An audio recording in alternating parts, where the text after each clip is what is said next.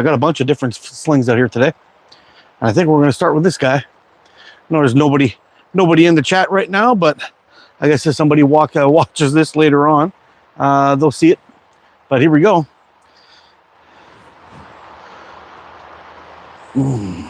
Feeling weird.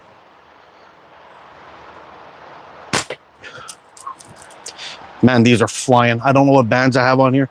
They might be 0.5.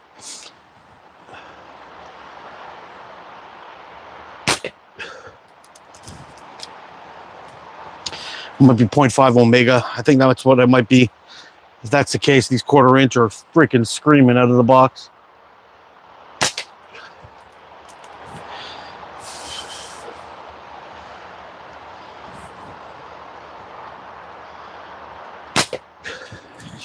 Yeah, they're going real fast.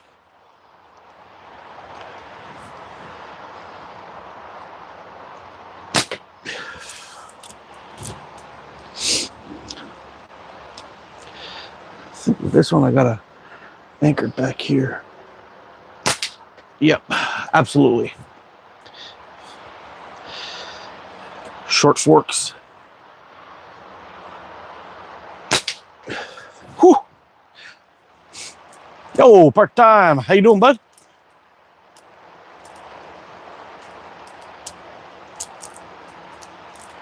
It really helps speed up the shift. Well, I'm glad we're here to help you out, bud. You guys slow today? You're at work? On a Sunday?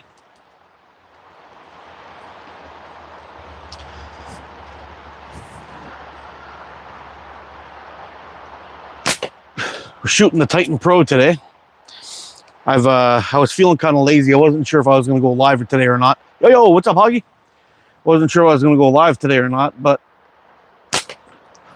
I went upstairs, was checking some stuff out, and I found a few frames that I haven't shot before that already had bands on them ready to go. So I figured, fuck it. Let's pull out some frames and have a little bit of fun. And it turns out that this one probably has 0.5 Omega slings on it, and I'm shooting 1/4 inch steel. This elastic is plenty fast. It's practically hitting as soon as I let go of the pouch. It's landing, so that's pretty wild.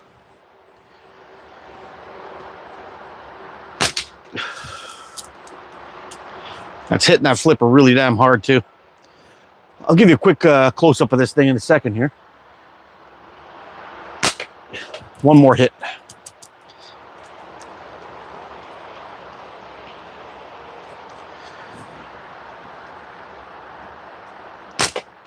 Shit.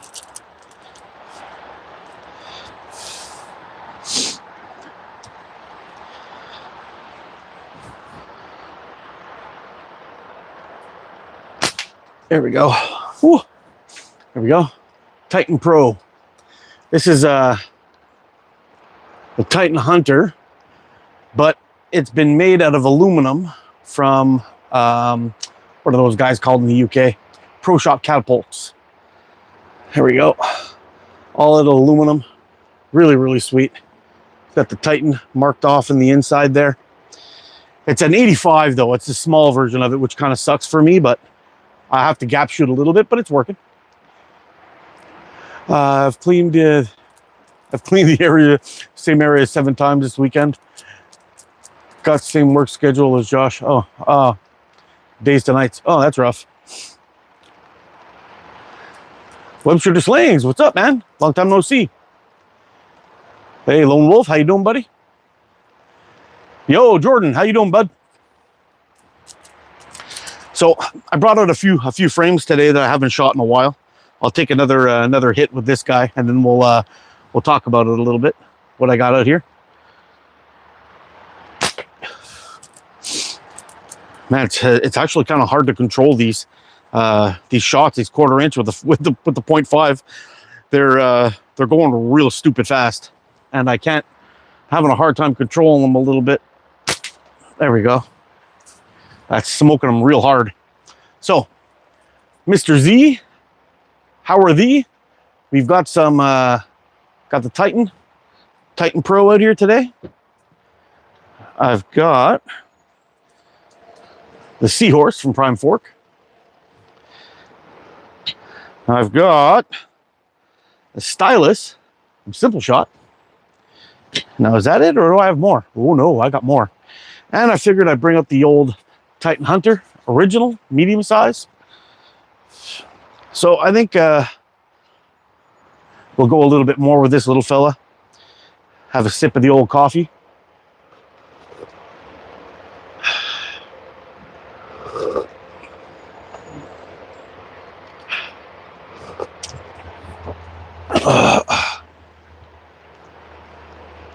How do you fit through the door with those guns? Show. I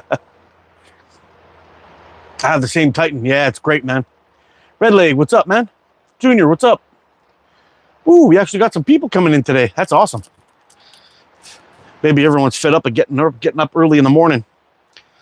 Oh, another shitty day, unfortunately, man. It's so hot and humid out here today. Pouring rain. It's been coming down all morning.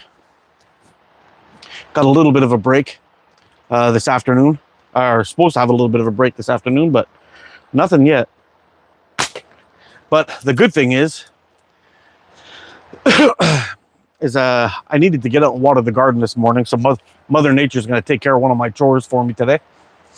Yesterday I got some more planting done in the morning, and ended up going to my brother's place last night. Got home really late and had a hard time sleeping. So, but anyway, I got up late today. Dealing with some crappy weather. And apparently I'm going to be shooting like shit. No big deal, but it is what it is. Whew. Yeah, it's going to be a rough one. Ah, you like that shirt, eh? Going full Spice Girls on you today, boys and girls.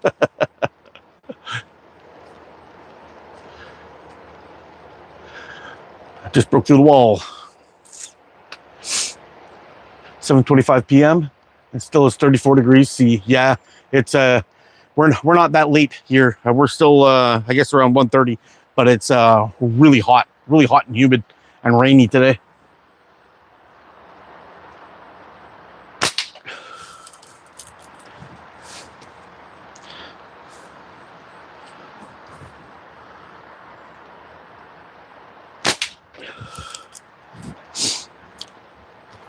It was interesting. I had somebody recently ask me about about shooting certain frames and shooting like a less wide frame, and they had asked me if I have to shoot below the target when I shoot those things, and it was like, yep,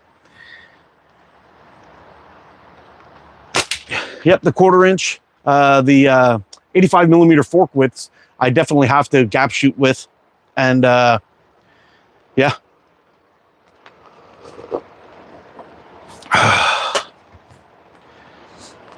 So there's always a little bit of adjustment. How does the Seahorse hold? It's freaking fantastic, dude. It's a super, super comfortable frame. Let me get 5 more hits with this one. We'll switch to the Seahorse so you can see it in action. But it's a really nice holding frame. Very comfortable. It's really up there when it comes to Prime Fork frames. It's probably one of my favorite designs that he has.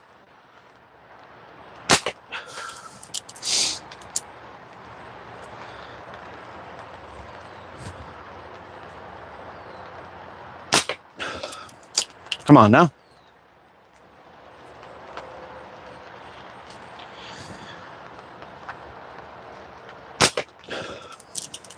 Yeah, I'm shooting. I have to shoot below and a little bit to the left of this one. It seems to pop off to the right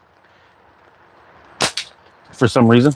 It might just be when I point the fork a little bit, and the shape of the handle and everything kind of makes it natural to do that. But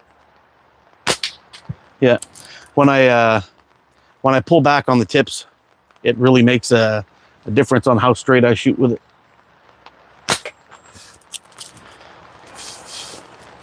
That was the first shot that went to the left.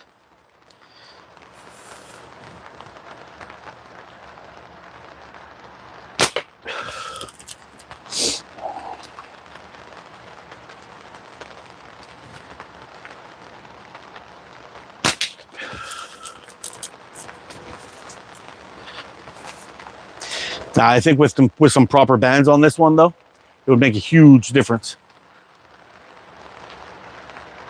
All right, there's the 5. Let's get that seahorse going.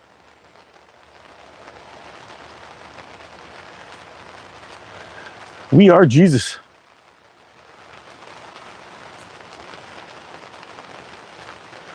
I'm making a post-workout meal, 10 servings of egg whites, 2 whole eggs, 200 grams of cubed sweet potato, all scrambled together with sugar-free maple syrup on top.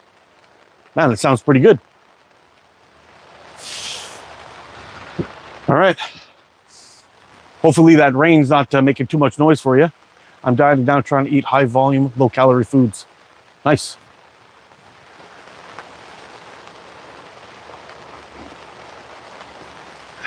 Yeah, the seahorse is one of Andrew's. So this is it. Prime fork design, absolutely beautiful. Now, this I'm usually concerned about frames that have these little finger groove thingies in them. This one just seems to land in the right spot for me, so it's kind of tough to say if it's going to be comfortable for you or not. For me, this thing holds very well. It's very comfortable, and it shoots really, really nice. But yeah, it's a great little frame, good looking frame. The fit and finish on it's fantastic. But yeah, the Seahorse is definitely one of Andrew's, and it's an absolute stunner and a great shooter. So we got Omega 0.4 on here, 18 to 12 taper. I believe it's Omega. Hard to tell. They've been on there for a long time. Seems like they're a white band. I just find when you shoot the precise cyan for a while, and then the bands start getting old, they lose their color, and they kind of look like a wore out Omega white when they start gaining the funk on them.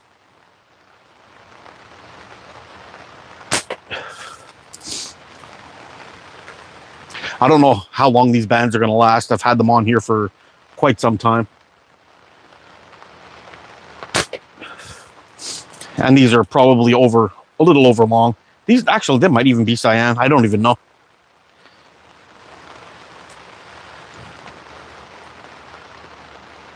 They've got a lot of extra stretch on them. So it may actually be just some wore out cyan. It's hard to tell. I think cyan had an elongation of 8. Omega had an Omega has one of 7.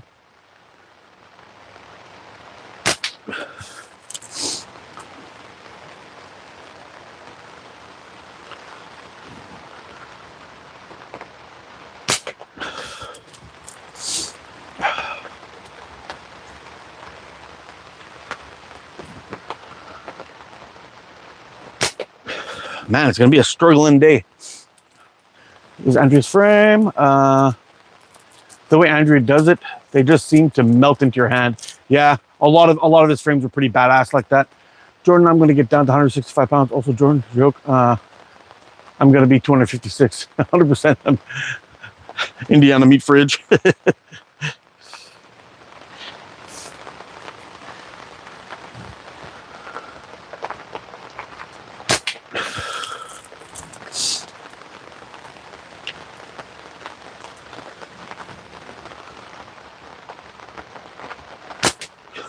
There we go.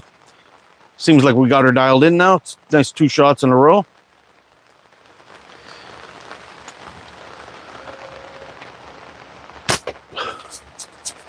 Got a little ambitious and went for the chipmunk ball there. Try it one more time. A little high on that one.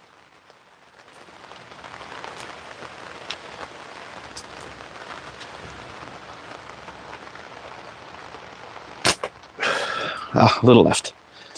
I got to get off my lazy bum and band up a couple of turtle slings. I don't even have a turtle sling yet. I got to get one of those days. When things get a little bit better and I have some more free cash in my life, I'll see if I can get a turtle frame. I don't have one, and I probably should have one. He's done some pretty legendary builds, man. His quality's insane.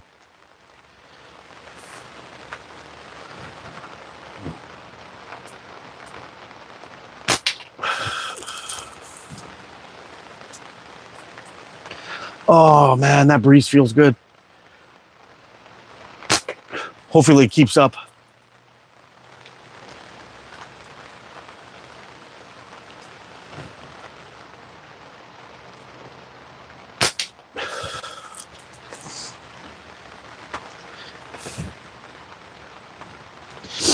Yeah, so I figured with harvesting my broccoli, got my broccoli all harvested. I still have 2 of them in there that are not quite ready yet, but one of them's like tomorrow or the next day, and the other one I've got a couple of days to go still.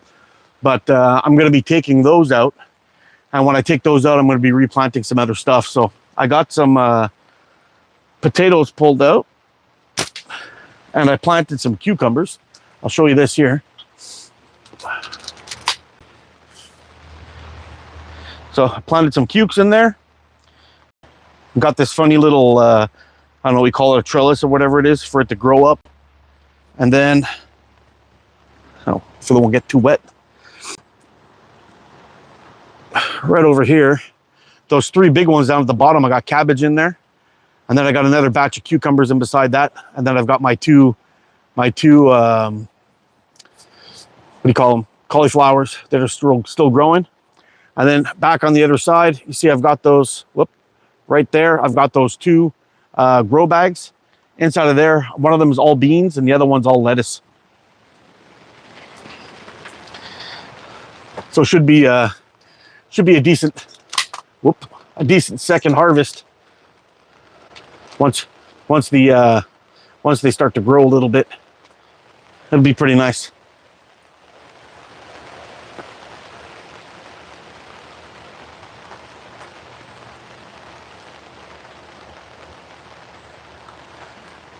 Bootleg. What's up?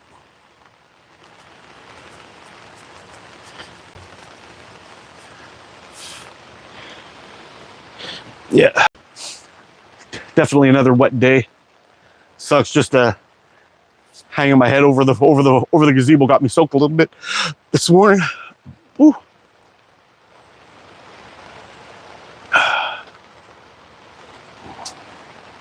Oh. Yeah, my wife got me this shirt for my birthday one year as a joke, but it turns out to be like a really good comfortable, just like beater shirt. You know, if you're gonna hang around the house or whatever it is. It's not like I'm going out partying with a Spice Girl shirt on or whatever. But you know, it's a kind of a funny joke. But anyway, hanging around the house on a wet, stormy day. Nothing like a Spice Girls day to take you off. Shirt to get you going.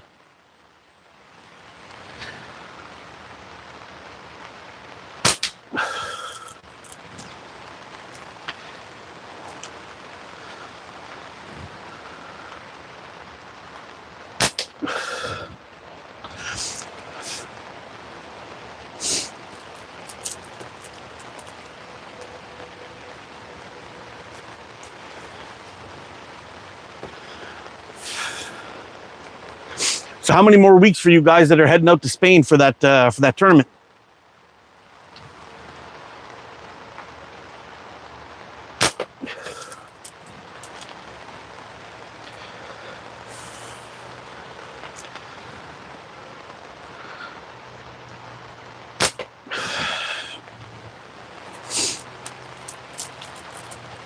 Hey, Scruffy, what's up?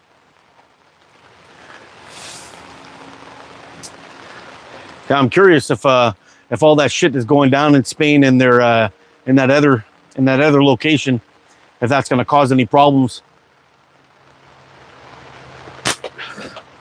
for the tournament and everything. It might be on full on lockdown. Same, yeah, I'm doing good, man. I'm doing good. Just outside in here in the rain, just dealing with some shitty weather again, and just trying to get some shots going. I wasn't sure if I was going to do a live today, but I ended up deciding to pull out a whole bunch of old frames that I haven't shot in a while that were banded up. Figured it'd be an easy go-to. 8-9 weeks, depending on when people arrive. Oh, sweet.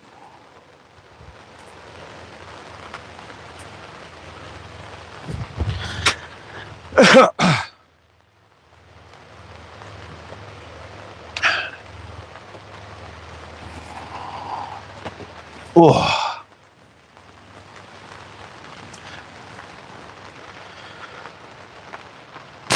Yeah, we were supposed to get rain. We were supposed to get rain all day Friday, then all day Saturday. Nothing came. I guess Sunday was supposed to be the nice day, but I guess now we're getting rain today. Everything's been pushed off a little bit. Kind of sucks because I was hoping to get some yard work done today. I was gonna cut down that tree there. That tree was gonna go, not the tomato plant hanging off the thing, but there's a big old tree right there beside the catch box. I've probably just got it cut off, but that thing's got to go. And I wanted to cut the grass, so I was gonna just recently got a little tiny chainsaw from Vivor, and I was gonna chop that little fucker down, get rid of it finally.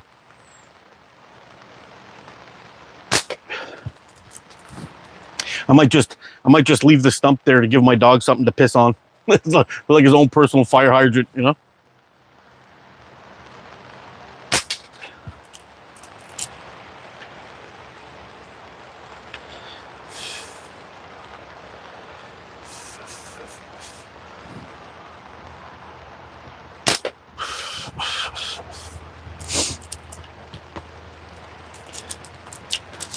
Yeah, but here we are shooting and chatting in the rain once again. But I figured it would be kind of neat to anyway, at least get that tree down, chopped down and gone. And there's actually another little tree that's been growing out of the stump. It's like one of the runners that's kind of gone under and popped up through the old garden that was there. Anyway, once we get that tree down, then I could really start working in that garden, just like pulling out all the crazy weeds that are in there and then tossing those over the fence and kind of spreading out the dirt, making it all even and filling up some holes around the yard.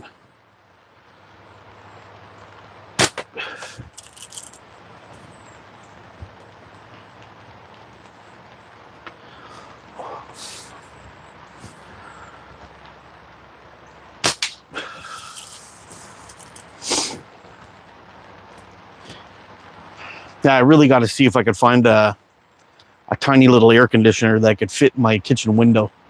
If I could do that, that would be fucking great. But it'd have to be a really skinny, tall one, I guess. I don't know.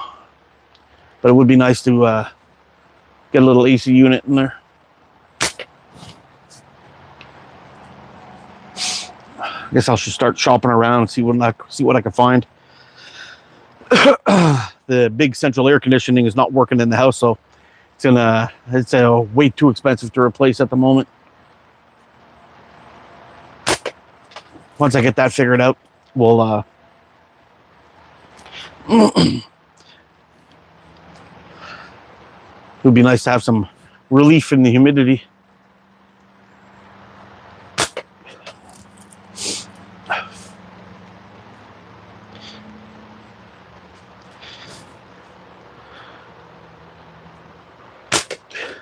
I got a question for you guys. No pseudos in Africa.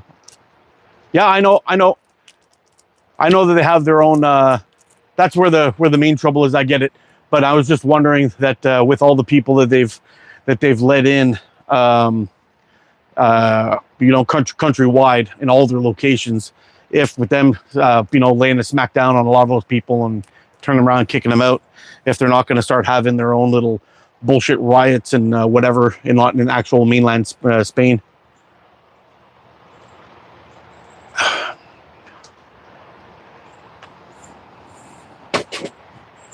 I mean, over here in Canada, completely separate away from all that fucking mess. We had crazy stuff going on for Palestine here.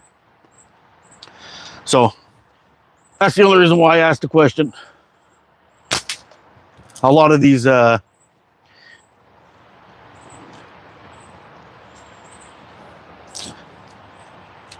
countries like Spain, Canada, a lot of the UK, that's kind of got a government that's following the same ideology. I seem to have the similar problems to what I'm talking about. So I'm curious to see if that's going to end up playing out over there. I hope it doesn't.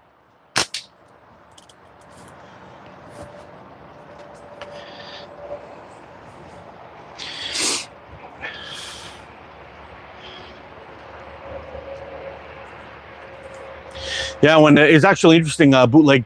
Um, if you ever followed the UFC or not, I don't know if you followed the UFC or not, but there was a fighter, a heavyweight fighter named Francis Ngannou, who left. Can't remember if it was Nigeria, Cameroon. I think it was Cameroon. He left there and followed that very same path that those guys are following to get across the border from around Morocco, and then around that little seawall that they have out there, and then coming into Spain. And their hope was that when they're coming around that wall, they're going by on this little boat, zipping across that section of sea there, and they got picked up by a ship and then claimed amnesty over there. That's how they got away with it. And it was kind of funny because when Francis Ngannou was talking about his story, about how he came across the border, traveling through Morocco and then coming around that seawall into that area of Spain, he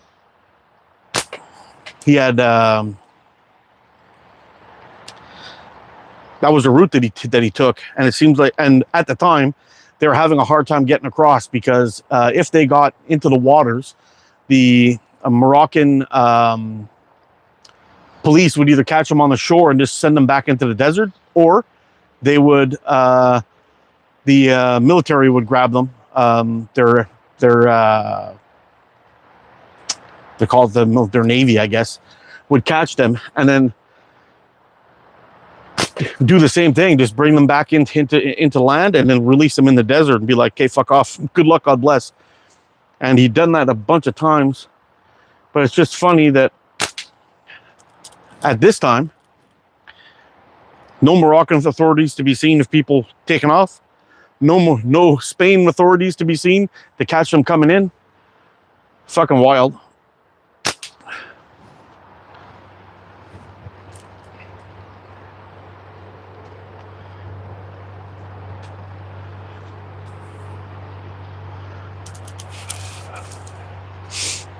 Whoa.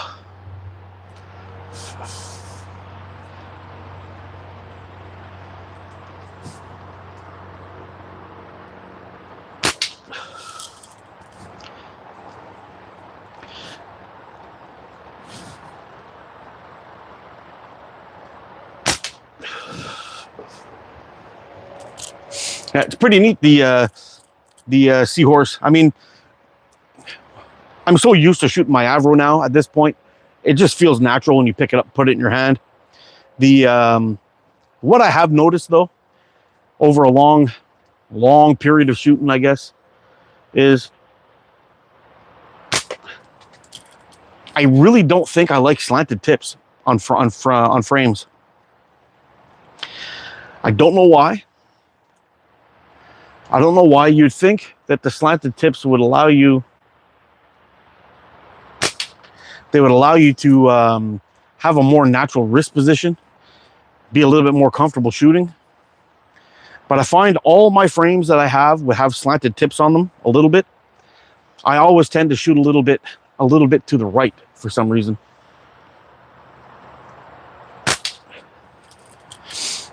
And I find like even this one here has very, very shallow slanted tips on it. Or it seems that way. Because if you look at them, hold on, if I can see if I can get this right here. When you look at them, they look pretty flat, but I think it's got something to do with the way you hold it, or the way the frame is shaped, that you got to point a little bit with it.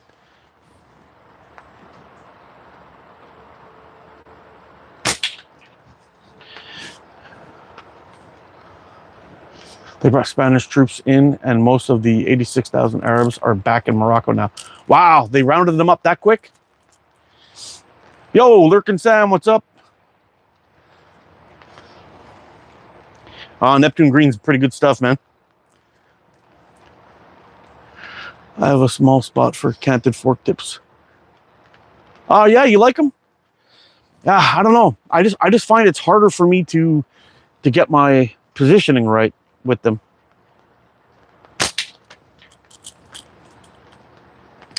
It's just like on my forehand, I find myself getting that ready for my shot, and I got a lot of this going on, trying to get everything straightened out and comfortable. I mean, what I do, I shoot when I get it lined up, I shoot really, really great with it. And when you think about it, that could be kind of like a benefit, slowing down the shot, kind of really, really getting your posture in form.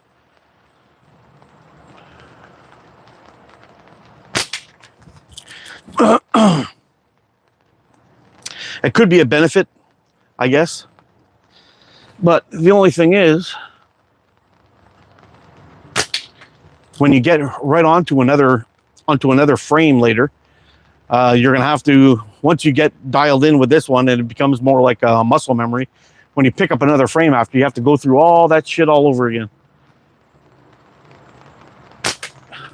Ooh, just got that one. Enough to make it flip. Makes it count.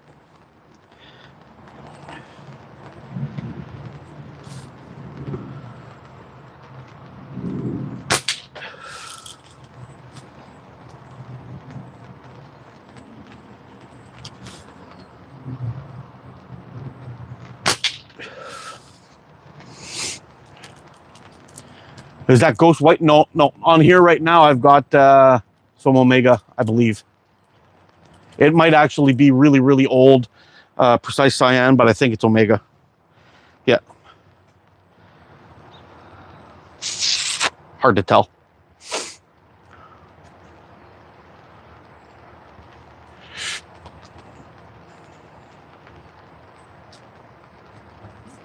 Thanks to the Sparrow. But you're right, it can create bad habits if you aren't paying attention. Yeah, I don't know if it's bad habits really, but no, like I know a lot of people, when they're talking about accuracy, they're more concerned about their front, their release hand. They're more concerned about their release hand, and less focus is put on the frame hand for a lot of things. And I find out there's a lot of frames that I just shoot different. Like my Avro, I always shoot kind of canted. This guy, I almost called the Sparrow, the Seahorse, I cant much less. Oh, still got it. I cant it much less, and it shoots pretty good for me. But it's very different from shooting the Avro or the Titan Hunter. So I guess that's something. I smell a skunk somewhere.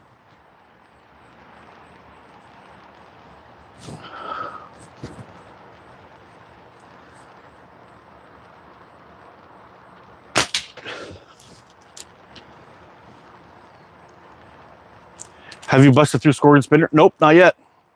I personally feel canted forks are better for long draw and butterfly, full butterfly people. Yeah, maybe. But I will say this: when I'm canting the Avro, for me, everything, I could stand up more straight, which is kind of nice. Instead of getting the whole head tilt in there, I stand up nice and straight when I'm shooting, and it's a more natural way for me to hold my pouch, and I prefer it.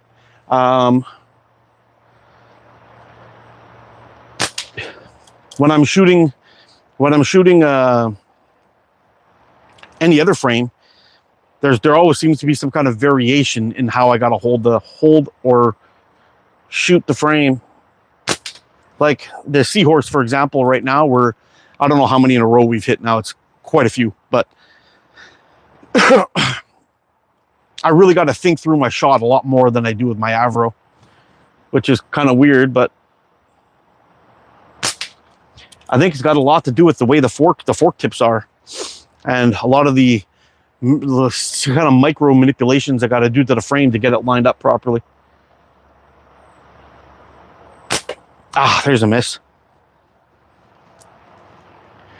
What do I think of hammer grip slingshots? I've got a couple of them. I've got the what's it called? The Crazy Power Mini.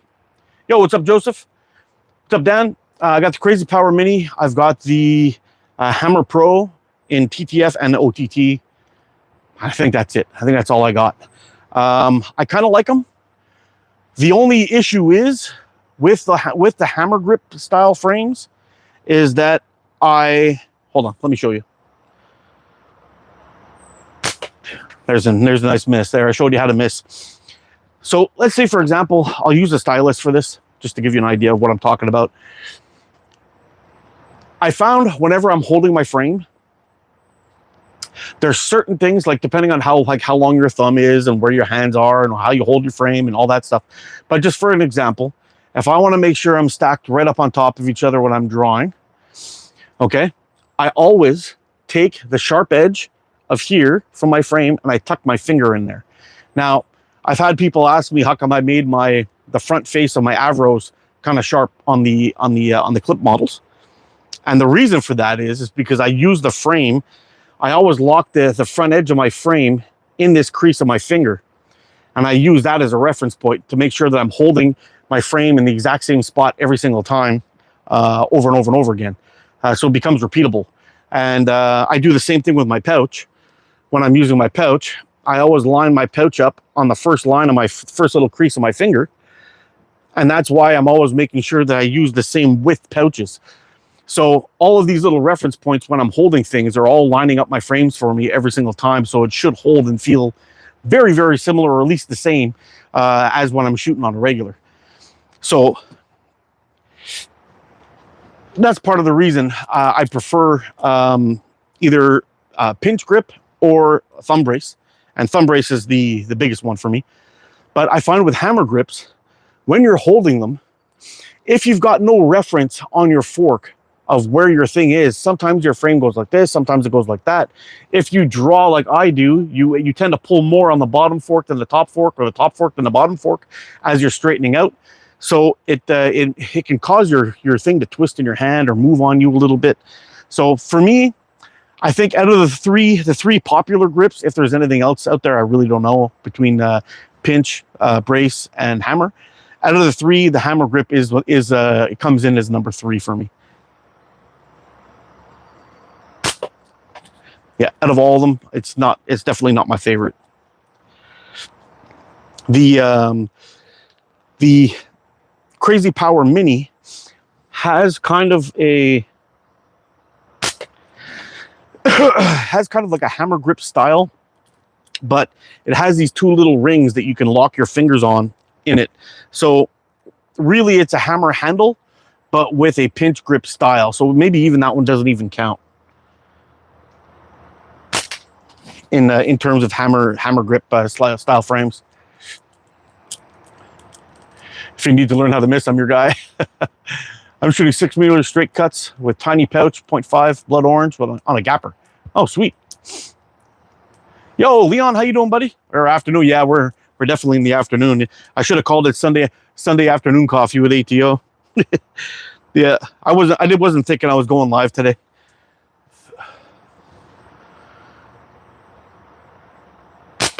I woke up this morning I woke up this afternoon feeling pretty lazy. It was around 11 or so. And, or 10:30, I got up and I watched an episode of that TV show From. I've been watching it. It's pretty good. I like it. I'm in the 4th season now.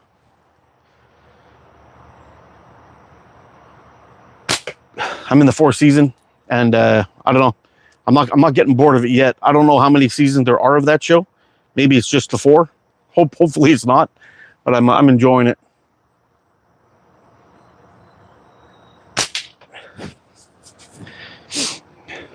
Anybody else watch that show? Anybody watching From?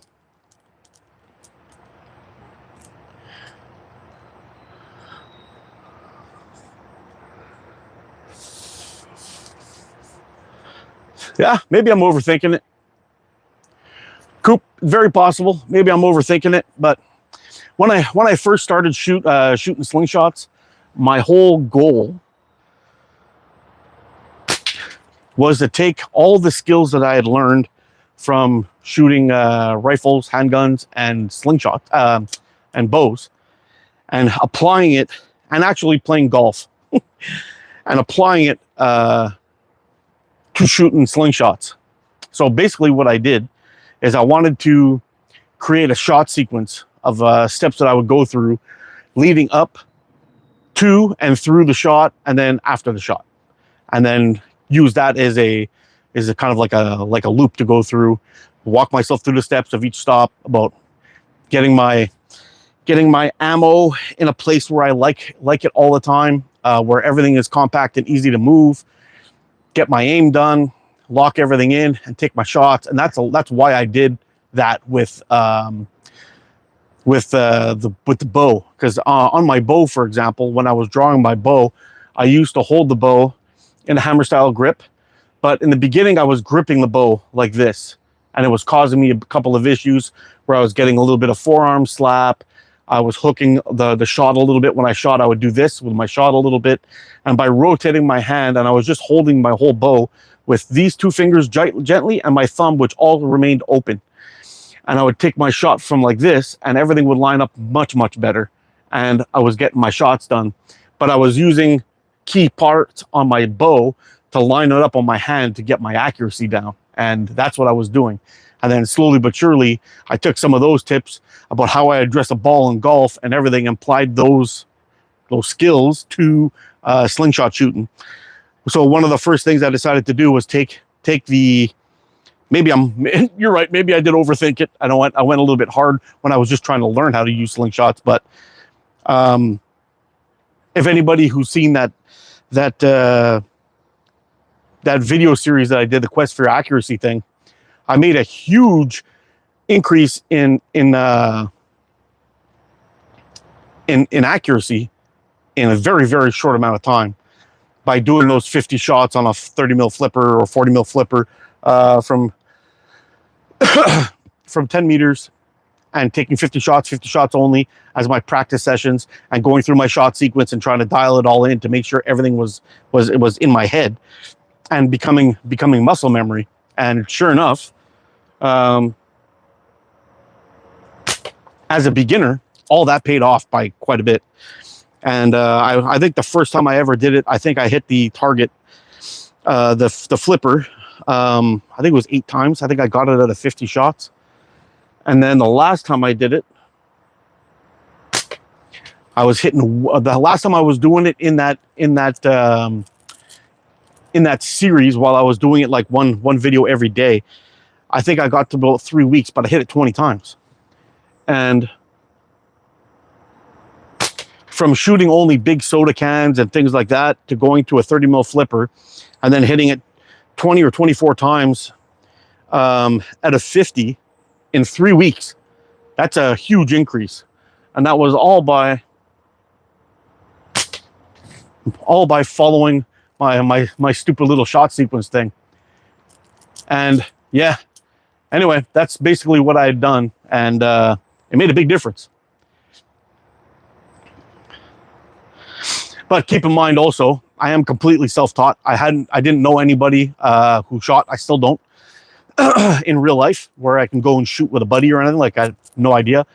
And at the time when I was coming onto the scene in YouTube, there wasn't that many really specific videos out there or tutorials on how to aim a slingshot. Was like, yeah, you anchor on your face, you point your slingshot at what you're shooting at, and you let it go. And that was pretty much the videos that they were putting out at the time. It was very very non-detail specific. It was weird. But now, when I decided to start putting out tutorials, that's basically what I started to do, was really trying to break down any kind of information I could pass on, as silly as it may be. But I mean, I even did a video on how my target looks like to my eyeball when I'm shooting, trying to explain what I'm focusing on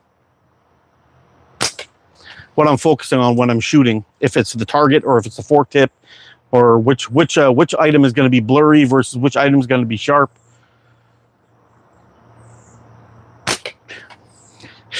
Talking about your sight picture and all that stuff makes a big difference. I wake up in the morning and I sling excellence. ATO. Yeah. Hi from South Africa. We really like your clips. Thanks for that. Thanks for stopping in, man. I appreciate that. That's pretty cool. Taught you plenty. That's great, man.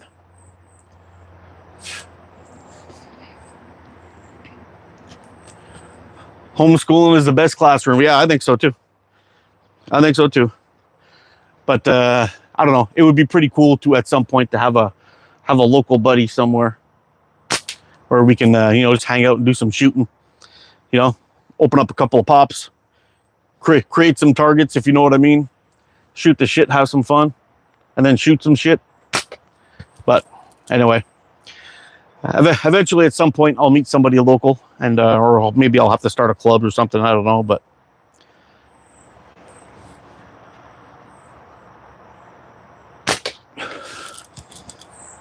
I think I'm going to take a few more shots with this seahorse here, and then we'll switch it up. We'll let you guys pick of what we're going to shoot next. I've got the Stylus and the Titan Hunter.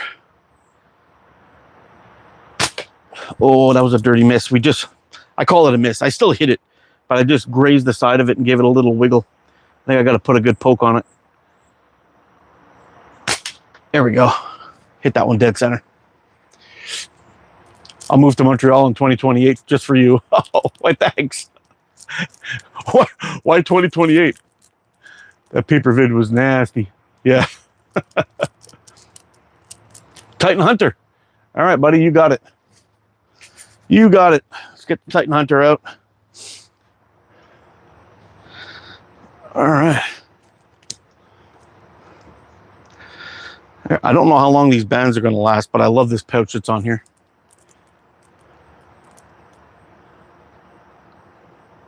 Come to Alberta. Yeah, I would love to. I would love to. I'll have to wait and see what becomes of life here. It's a little more complicated to just pick up and leave nowadays, unfortunately. Oh yeah, I should probably show you this. My mortgage is up in 2028. I'm looking to move out of Ontario. Oh boy.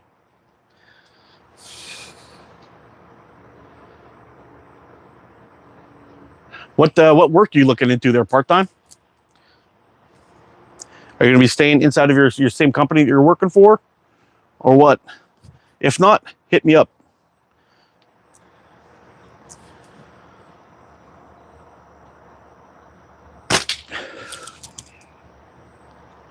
So this year, this slingshot, when I discovered I was shooting the Hammer Pro, what did I have at that time? I had the Hammer Pro TTF, I had the OTT version, and I had the Scout LT. When I decided to dip this guy down and I started using the sights on the frame, I started using the sights on the Pro Mini. I started spreading that little sight up and down, and slowly but surely, I started nailing things with that sight. And I was like, fuck, what's the difference between the sight and down here at the bottom? I don't get it. I couldn't figure it out quite yet. And once I figured it out, I was like, now I get it. It's all about the fork width and how it relates to your anchor point of where you get your accuracy from. And once I did that, and I decided to start switching it up to this, and I was a big fan of Chris, still am actually, Chris from Catapult Carnage. I decided to get one of these guys, so I ordered one. Took a minute to get, but once I got it, I came out and started shooting it, and I instantly started shooting better. And it's definitely not because of the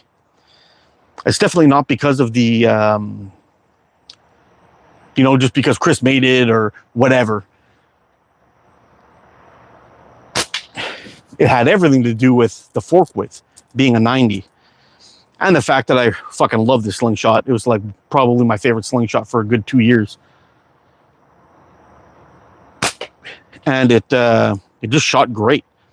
I mean, I've had it a long time, and I found a few things that I had to modify on it. Nothing serious, but the fork tip was so highly polished when I got it. When I was trying to shoot outside around noon every time, the sun would hit it, reflect off of this, and zap me right in the eyeball. It was really, really tough. Probably a medical setting. I got a physio occupational assistance degree. I just want to move to a place closer to mountains. I started shooting this simple shot Axiom.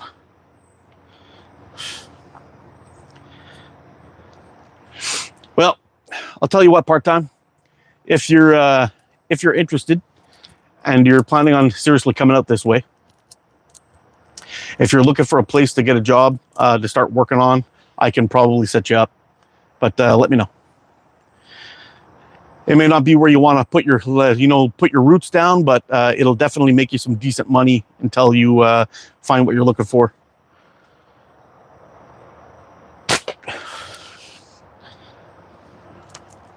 I started Axiom Simple Shot about a week ago, and I really love it.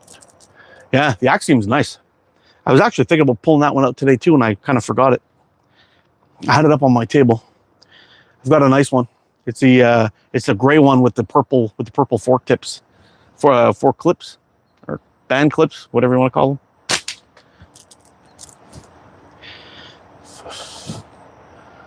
Let's go after that yellow squirrel ball. Oh, that was so close. A little adjustment.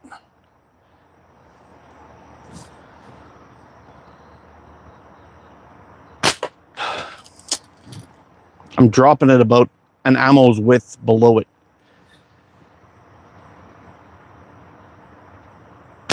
Well, that was right beside it. All right, one more. One more, and then we're back to the 40. Oh, there we go. We got it. Beautiful.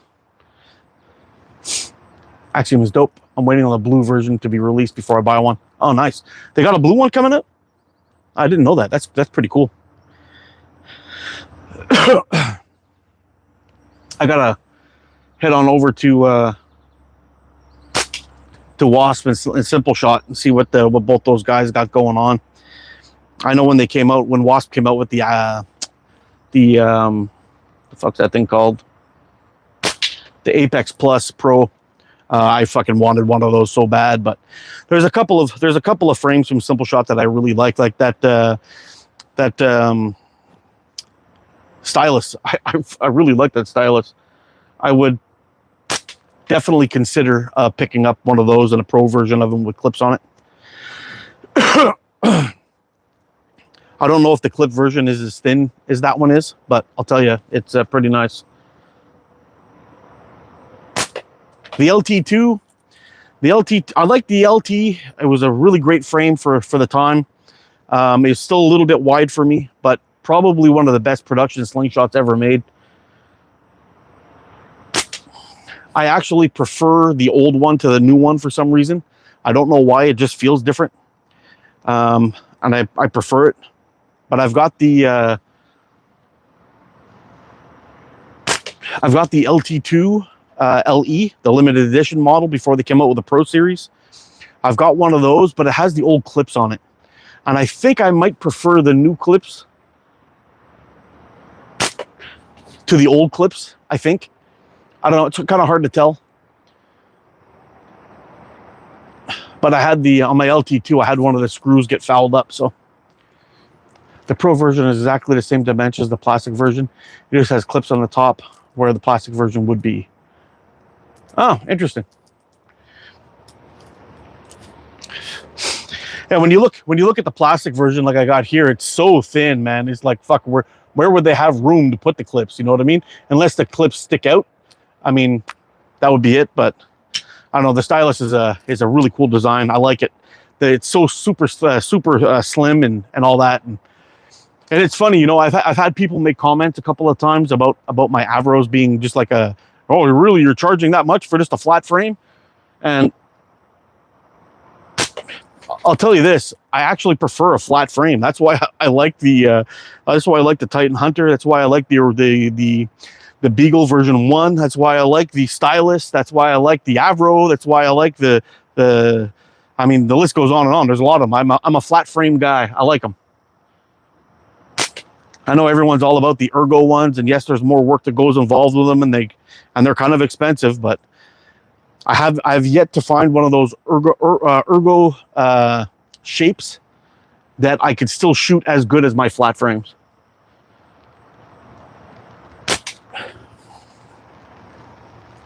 So in other words, the clips make it a little bit thicker, but without the clips, it would be basically the exact same dimension. Oh, interesting. Okay. So that's still a total win. Need to get you a Nova. Yeah, I don't have a Nova yet, but I would like one. I know a lot of people have been shooting them. They say they like them. I also like that other one. What's that green one I got from you, Leon? The green one, I think Jordan made it.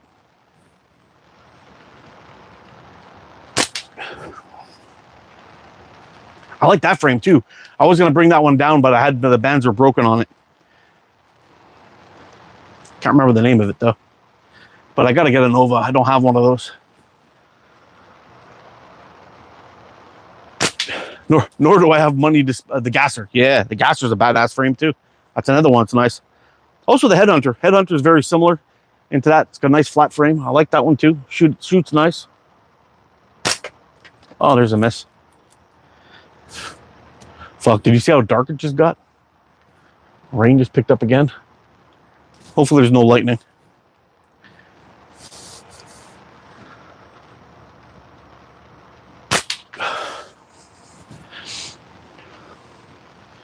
Hi, how many rounds can your fresh pair of bands do before they get broken? I think it depends on which brand you're talking about. The only one that I've done so far to find out exactly how many shots I've taken with them, and with a precise count number, is the Ghost White from Sling Ting. The Ghost White, it's I got 574 shots straight. I did it all live from beginning to end with a brand new band set, and I just shot them until they died. And I got 574 shots out of them. And yeah. So I've had some bands that have gone way more than that. I've had some bands that have gone quite a bit less than that. There's a lot of variables onto why bands last and why bands don't last. In my case, I've kind of found myself whittling my process down on how I make bands, all the way down to using a constrictor knot with cotton twine used for a butcher's twine. It's cotton butcher's twine. I used 1 millimeter diameter. I've whittled myself down to that to make sure that that I finally got a pouch set up that doesn't slip and all that stuff. And I kind of worked it all out until I landed on my current setup. Now, this is my setup. I get the longest band life out of the setup that I'm currently using compared to any other setup or any other tying method. For me, it works. I've heard other people, they have a lot of luck with the amber belt or the crystal string or whatever. And many people like to use different things to tie their constrictor knots. From everything that I tried, from waxed thread to tarred thread, I had some really, really thin bank line that I had tried. It held up pretty good, but it was kind of sticky, and I think the tar started to wear out on the I think the tar started to wear out on the elastic and caused issues. So then I switched back to crystal string. I tried tying my bands in a TTF fashion all the time versus an OTT version. I tried all that, had problems with those two. Twine is not waxed. It's just straight up cooking twine made out of cotton only. You have to be careful because there's a lot of different models that are out there. Some of them are a nylon blend and all that stuff. So it's just that's it. It's just a personal opinion of mine. But you get 300 to 400 shots out of your bands. That's enough longevity. Yeah, I agree, man. I agree. I mean, there's even some high level pro shooters like Gasper Akron. Had a good conversation with him about it, and he tosses his bands out after 200 shots. So, I mean, I think for a lot of tournament shooters and all that stuff, they really got to pay attention to that kind of stuff where they're getting the most reliable, high performance shooting out of their bands and consistent shooting out of it all the time. For a hobbyist like me, just comes out here, has some fun shooting, tries to get I try to be as accurate as possible, but I mean, essentially I'm a hobbyist. I'm not doing any tournament trail or anything like that.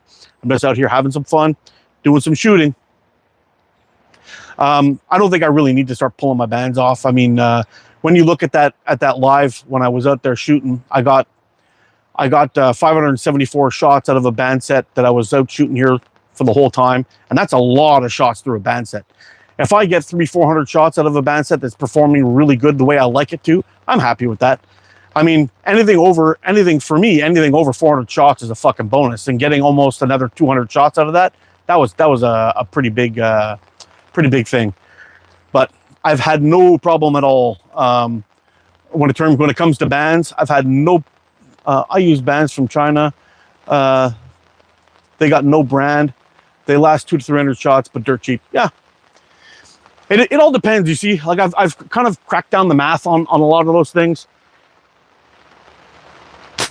If you decide to start making your own bands, and if you pay $5 per band set, for example, if you pay $5 per band set off of pre-mates from a lot of different sites, they're all around there. If you're paying $5 per band set and you make 4 bands, you've paid for your elastic. If you made 4 more bands, you've paid for your template. If you've made 4 more bands, you've paid for your band tying jig. And you make 4 more bands after that, you've paid for your rotary cutter. So we're at 16 band sets out of 1 roll of elastic. That is only, if you're shooting short draw and you're cutting along the 150 mark, that's only like this much of your roll gone, and all the rest of it is free after that point. You got your cutting mat. Let's do another 4 more band sets for your cutting mat. But one roll of elastic, making your own bands will pay for itself and all your band tying gear that you need. After that, it's just money, man. Money saved. 200 to 300, somewhere in there. I just get a new band set.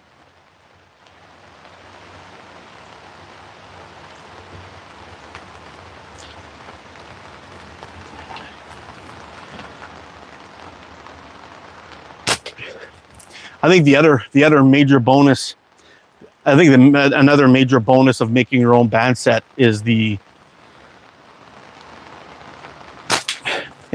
fact that you could really start messing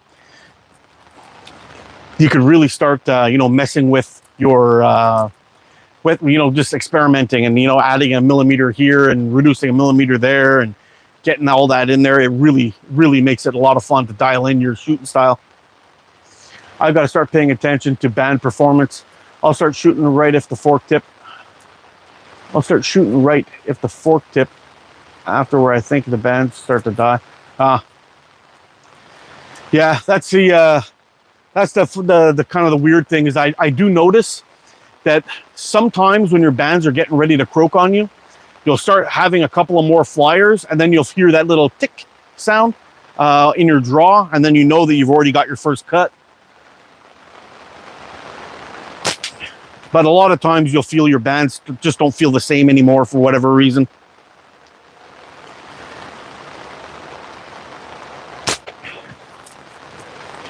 I don't know if it's just me or not, but sometimes I can actually feel if my bands are getting ready to shit the bed on me.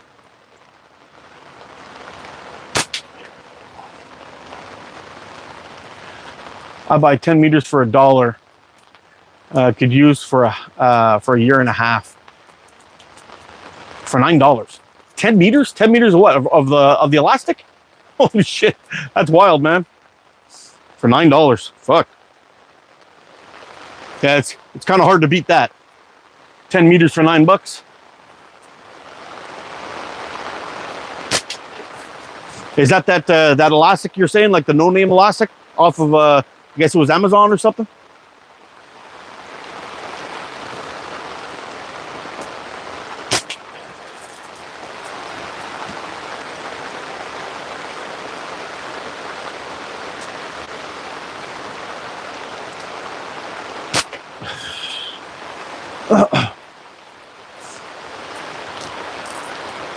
I know GZK used to sell 10 meter rolls back in the day.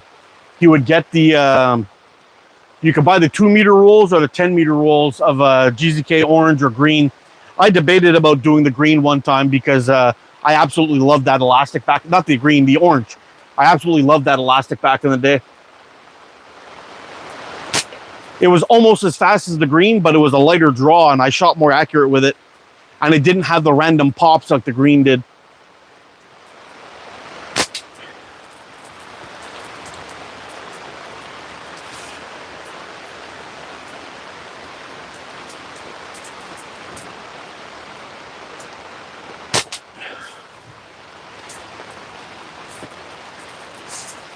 I know. I wish more companies would actually offer that up though, for the larger rolls of elastic. If that was the case for 0.4 bands, for example, Precise Cyan, Sling Ting. Who else we got? Precise Cyan 0.4, Sling Ting 0.4, Omega Slings 0.4. Who else we got? The Neptune Green, I got to give a little bit more time to see what kind of longevity I get out of it, but the performance of it's nice.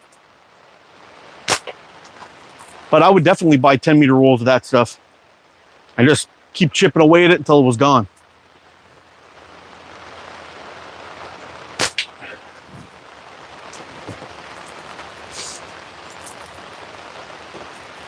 Oh, what's the distance I shoot from now? Right now, from the railing to the catch box, it's 11 meters.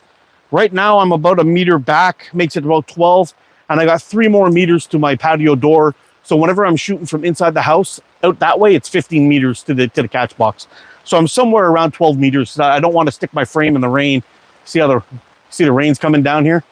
I don't want to stick my frame in the rain. So I'm kind of back a little bit. Like you can see, I'm just barely touching this thing, and that's the rail. So I'm about 11 millimeter away, 11 meter away, 11, 12 meters, something like that, 11 and a half. But the pouch I'm using, I want to say it's 55 millimeters wide and 1.5, 15 millimeters wide, 15 millimeters long. 55 millimeters long and 1.5 centimeters thick, and one millimeter thick. Yo, Kyle, how you doing, bud? Yeah, so that's what I've been. That's what I shoot for the most part, and these are kangaroo leather pouches that are nice and durable. I've had multiple, probably somewhere around 15 or 20 band sets off this one pouch. And it's still thick. It's still firm. Still holding its shape quite well. This is one of the ones I got from Wes Mitchell. And the quality of leather that he made these out of were just fantastic. They were falconry grade kangaroo leather that he made these out of, which is a really, really high quality, and pound for pound, I believe, is one of the strongest leathers in the world.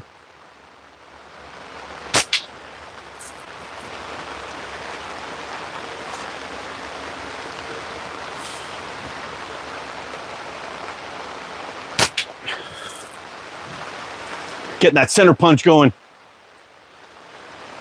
It's pretty sweet.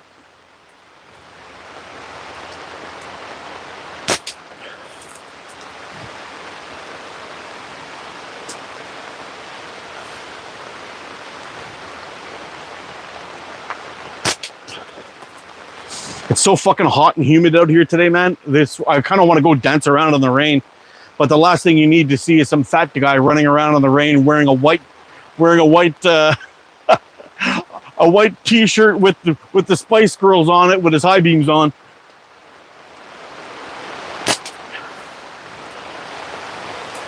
So I'll save you that one. What's up, man?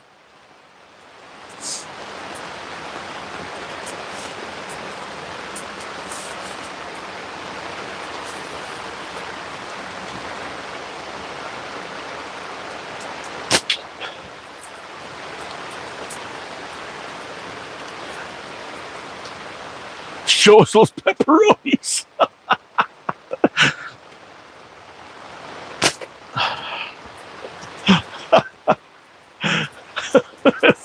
Fucking guy, you're killing me.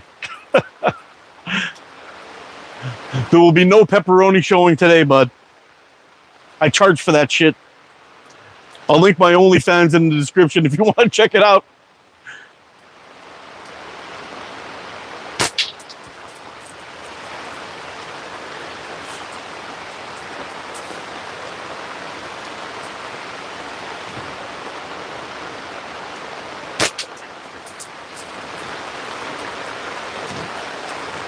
All right.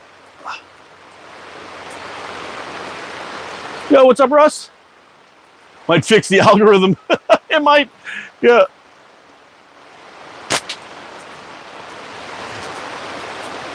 Yeah, you never know. You never know. It's Al. Just Al.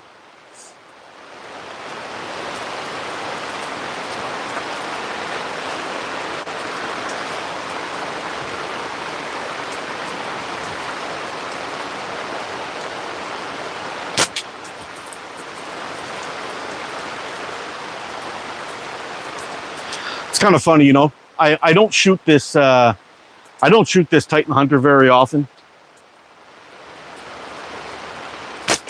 Oh, did you see that flinch? That was terrible.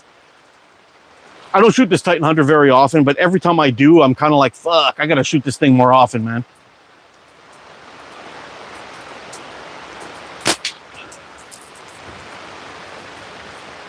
It's definitely a sweet shooter.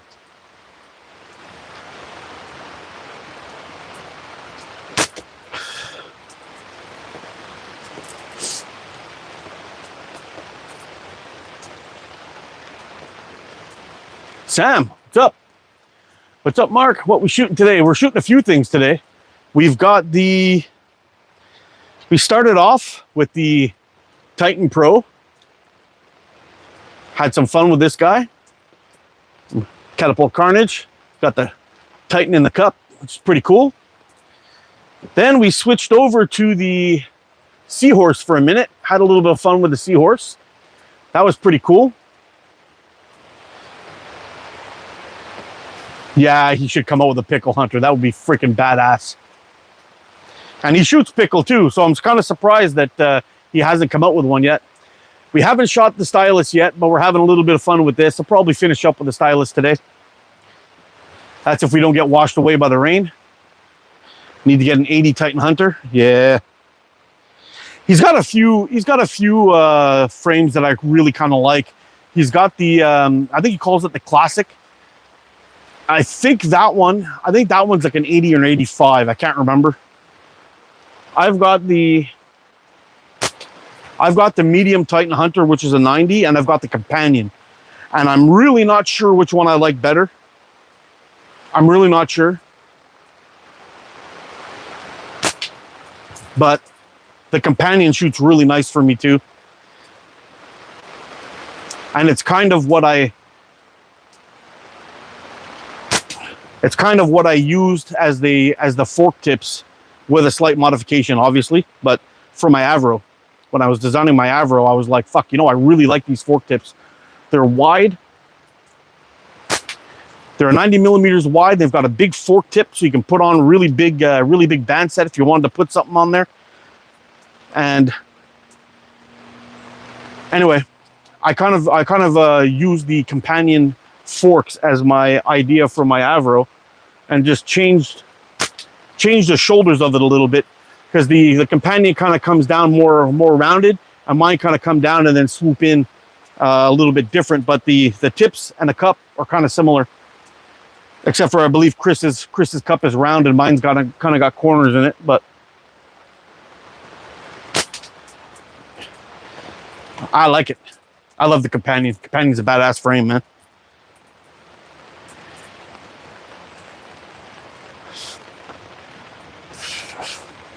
But I think he's also come out with something that's got a smaller fork width too, like almost like a gapper. It's like a 70 millimeter fork width or something like that. Maybe I'm wrong. I was sure that's what I saw on his site though.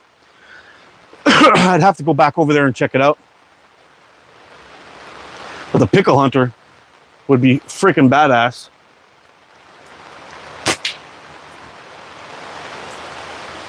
Nice pickle hunter doesn't sound straight as a... No, I guess not. Oh, there he is. Speak of the devil. Mr. Catapult Carnage. Your ears must have been burning, bro. We were talking about you. How you make some badass stuff. Speaking of which, we shot a little bit of the original Titan Hunter and the Titan Pro outside in the piss pouring rain.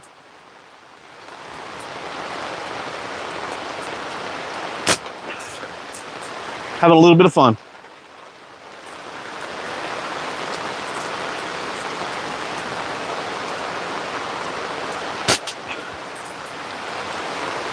Man, you're up. Hopefully you got better weather than I do. It's coming down pretty hard now. We've summoned him. Yeah. Yeah.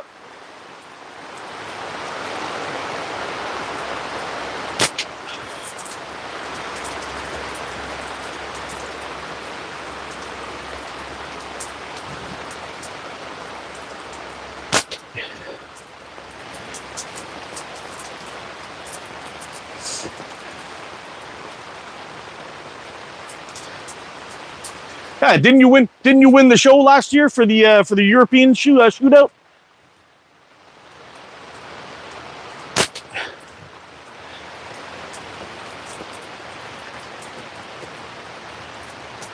Classic is an 85. Yeah. Totally cool.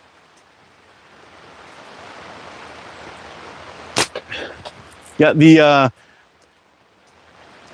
those two frames though, I really can't get enough of them. The Titan Hunter and the and the companion are just fucking badass. I know Deez loves his companion too.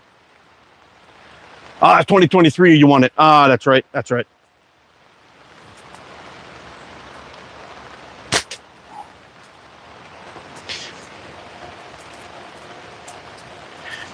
Yeah, it would have been totally cool to be able to make it down to Spain this year, but I just couldn't afford it. Way too expensive. Our dollar's tanking. It's like $60 for a cup of milk now. So it's like fucking crazy. The exchange rate just for that for a euro is just retarded. So yeah, it's almost 2 to 1 or something like that.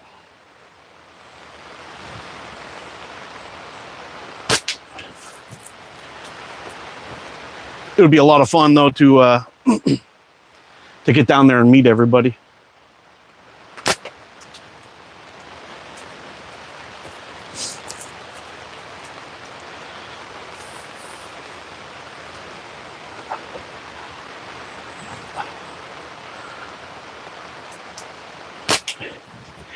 Hey Chris, you ever think about making a pickle fork? We were just chatting about that in the just earlier before you popped in here.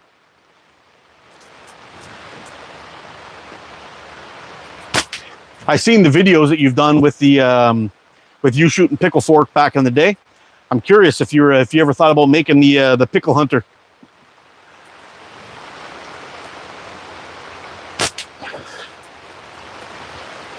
This one will be a very high standard. Oh yeah.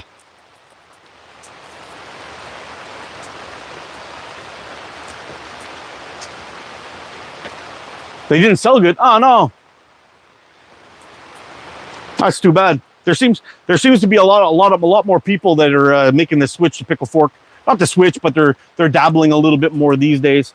I mean, it got me on board a little bit. Having fun shooting some pickle.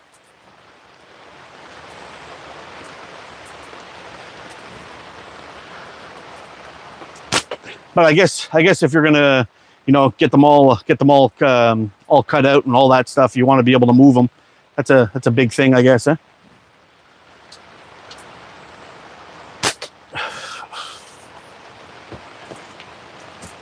Pickle Hunter was my ex-girlfriend.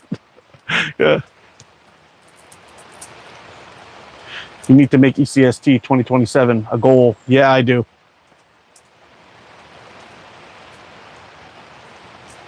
Pickle hunter with slingshot for women. That's okay. As long as they're catching pickle, it's all that counts. Any chance we'll see your PFS in your next short, Chris?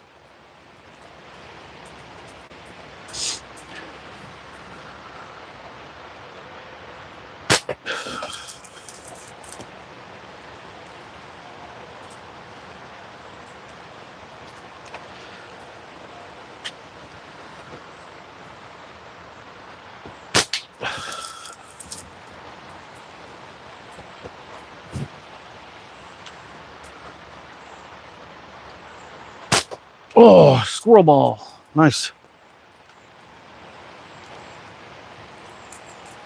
Pickle high school priest.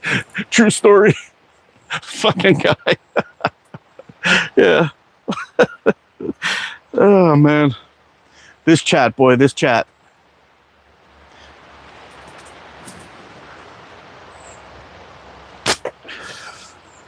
Yeah, I would love to see that pickle in action.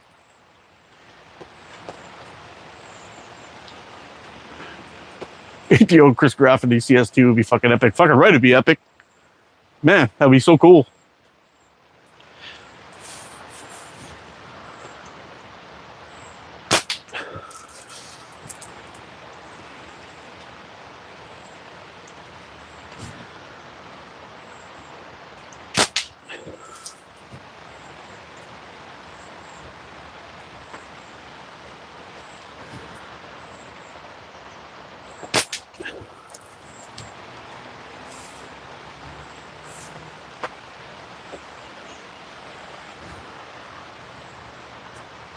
Oh, dirty miss. Part-time flicker. That's dark. Wouldn't be enough beers. Yeah. I'd have to bring down some Canadian stuff. That alcohol content that brings the thump, you know?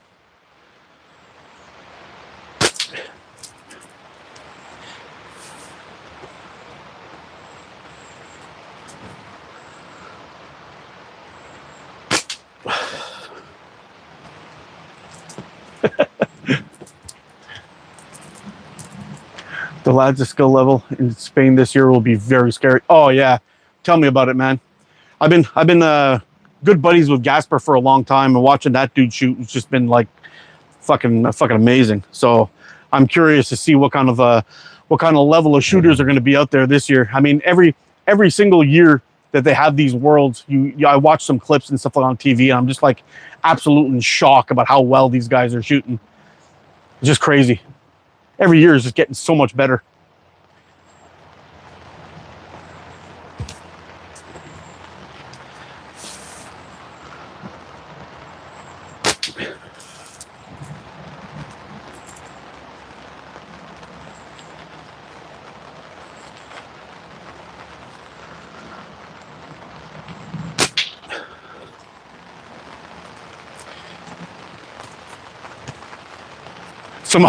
Some hauler water.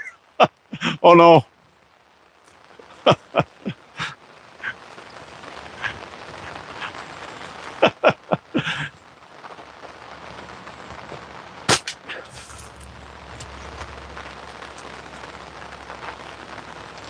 Yeah, that would be a lot of fun.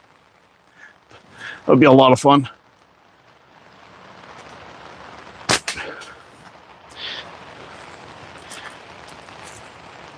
S90 for the win. Yeah, S90 is pretty sweet. I prefer the fork tips on the original though. How they're squared off on the top. I prefer the fork tips of the original than the S90. But everything about the S90 is a win.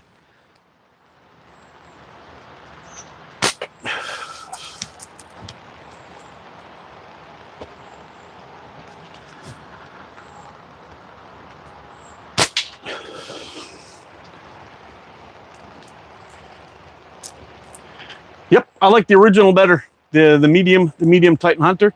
That was my that's my go-to. I love it. I love it. Love it. The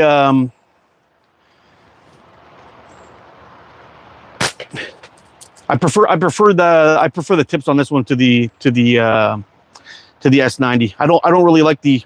I mean, for me, I'm always looking for that squared off corner, and it really makes a big difference.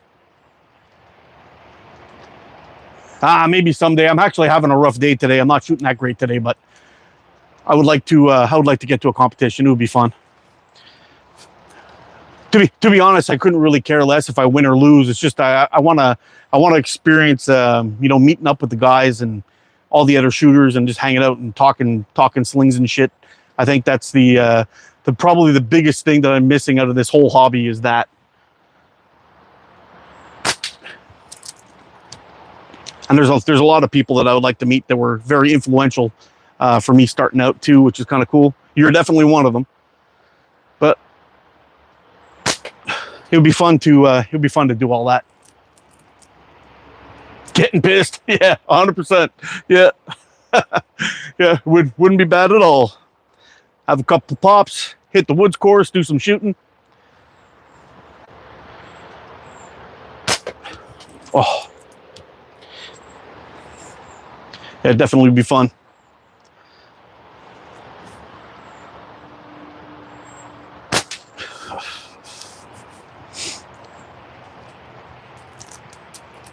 Brooks had a total of 7 misses today. He's shooting like shit. Yeah, well, I've had some better days than this for sure. Yeah, we started off a little bit rough. We're not so bad today. Not so bad now, but when I first started off, I was missing quite a lot. I actually tried to take my video of my last live where I was testing out the sling ting bands. And I tried to put it into AI to see if they could count how many misses and how many hits we had. Because I had a whole bunch of like good runs of 10 plus. Some of them were 12, 15 shots in a row on that flipper back there. And I was kind of hoping to see if they could handle a 3-hour video of me shooting 574 shots in a row and how many misses and hits that I had. I was curious to see what my percentage was going to be, but the AI bitched out on me and they couldn't do it. If I go live, you'll see some fucking missing. Yo, sure. Yeah.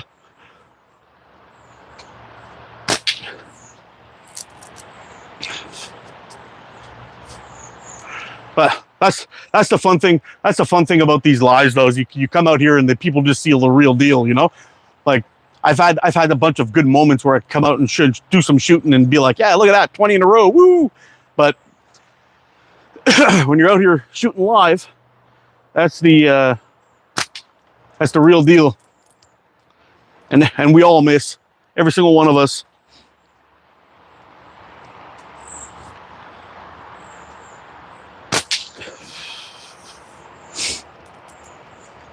After some barbecue, yeah, I know. I gotta fire up that queue. We'll have a little grilling episode, a grilling slinger episode coming soon.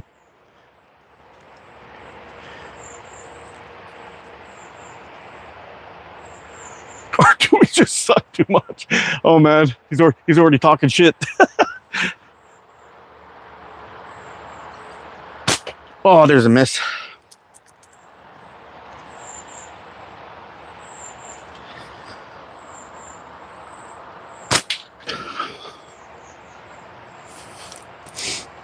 I don't miss sometimes. I just aim at the catch box.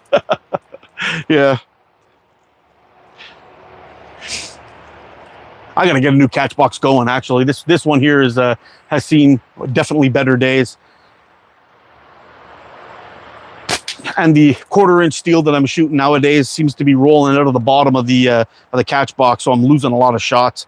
I gotta figure out a new type of box that I can build that out of.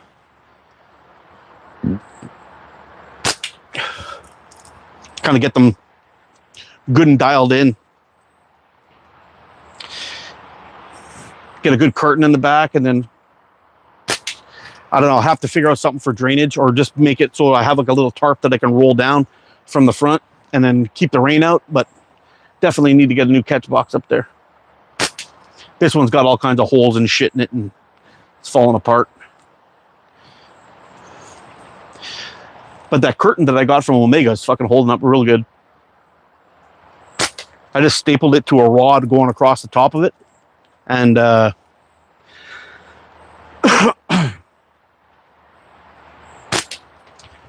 It seems to be holding up real nice.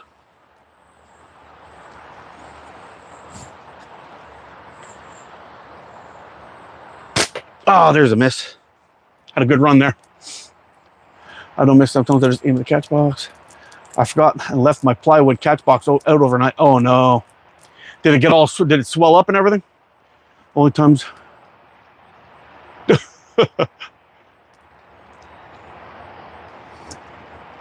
Yeah, who won? It was a Coin Worker won ECST this year, right? By the way, Mark, is that 0.4 BSB or other brand? I use 0.45 quarter inch and it wears after 200, 250 shots. Looking for an alternative. No, this is Omega White 0.4 I have on here. Yeah, I haven't shot BSB in a while. I was having trouble with I guess we'll call it the quality control of it. It's the 0.45 BSB is actually probably one of my favorite 0.45 bands. But I had really weird breaks on it where it was splitting up the band and hitting me in the face and all kinds of stuff, and I just had enough of it. When you're worried about having weird breaks and having it kind of split up your bands and hitting you in the eye, it you kind of lose confidence in your setup. So I had to get away from it. Now I'm doing all right. Yeah, Coin was first, Wecken was second, and I took third. Nice. Bill Hayes won knockdown again. Ah, fucking Bill's a legend, man. It's good to see him. It was good to see him in some of the videos there. That I know he was in his health was in he was in bad shape for a bit. I'm glad he's kind of making a comeback. I hope he reopens that shop of his. That would be pretty cool, but I don't think it'll happen. He had some pretty damn good designs. I really like the hiker. The hiker's a sweet frame. Probably my favorite from him. The Poacher was really good too, and I think I gave that one to Hoggy. The Poacher was good. The Ranger Recurve is a nice one. He's got lots of good frames. I like the 10 meter events. Everyone shoots 10 over 2 days. It's the most competitive, my honest opinion. Ah, nice.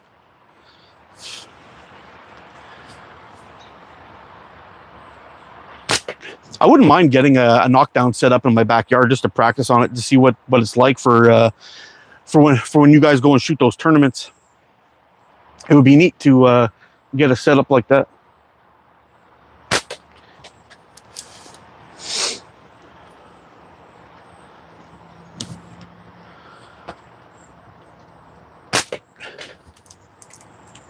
Get some practice in, get an idea, because I know there's like some pretty strict rules, right, of like how high the targets are off the floor and all that stuff. I know they've got the distance thing going on, but I'm curious to see what the the height has to be off the ground. I know for this one here, I'm shooting a little bit low. 1400 millimeters. Oh, nice. And I guess that's on center with the target.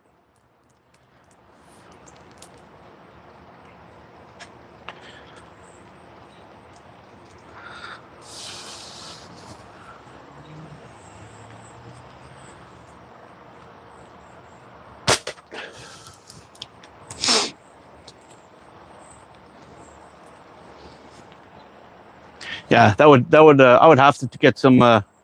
I definitely have to get some practice in shooting that way, because most of the time I'm out here shooting, I'm actually shooting a little bit low. So I guess about in between my knee and my hip is where that target lines up from here. It's a little bit on the low side. So when I'm shooting a little bit higher, it's a little bit more different for me. But my point on with my set is band set's pretty good, so I don't have to worry too much about that. But oh, fuck. 3 misses in a row. It's terrible. 5 shots in 3 minutes at a 10 meter row of targets, 140 centimeters off the floor. Interesting.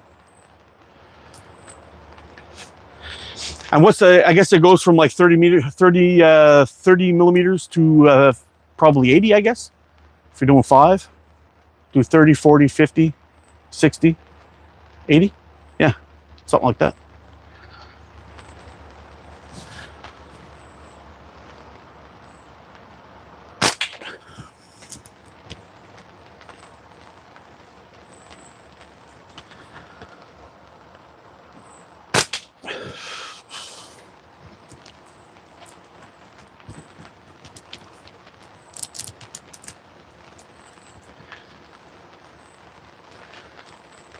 $80, 76, 54. Oh wow, the smallest one's a 4. Oh wow, I thought it was bigger. I thought it was smaller than that. I thought it was a 30. Interesting. Still definitely not easy, but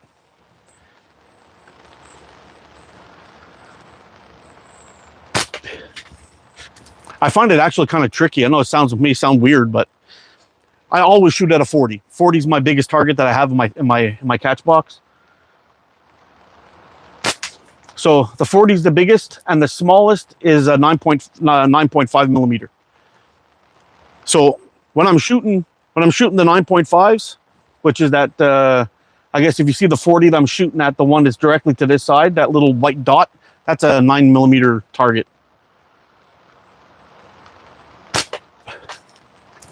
And yeah, I miss it a lot, but that's part of the fun.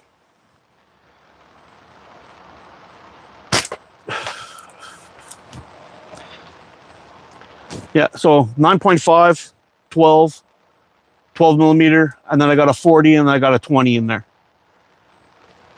That's the biggest, the smallest, the biggest that I have in there. But I find sometimes when I bump it up to a 60, there's that squirrel ball or chipmunk ball. But when I get to that 60, sometimes that it gets a little bit tricky. I don't know what it is. My eye freaks out at seeing something big, and I completely botch the shot sometimes. I don't know why. Then in the knockouts, it's 540s. Oh, nice. Yo, what's up, Chad? How you doing, man? John, what's up? It would be fun. It'd be fun to shoot those. Shoot one of those tournaments. I know they had the Harrogate one not too long ago. I think Benji was at that one. Pretty cool tournament.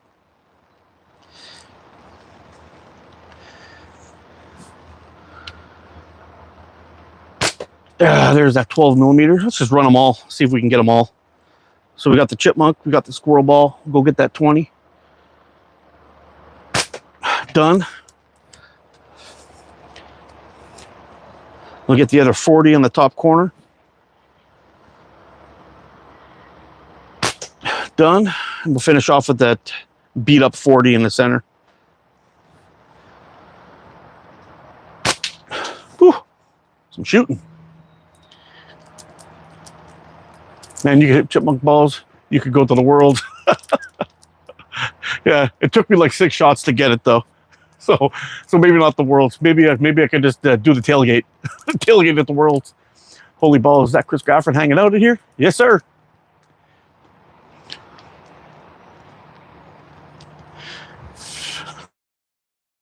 Oh, got the reset, hitting that hour and 38-minute mark there.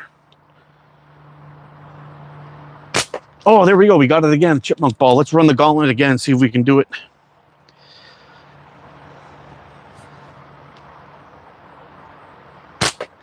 Oh, I just not really enough to get the squirrel ball going, but just caught the top part of the string of it that time.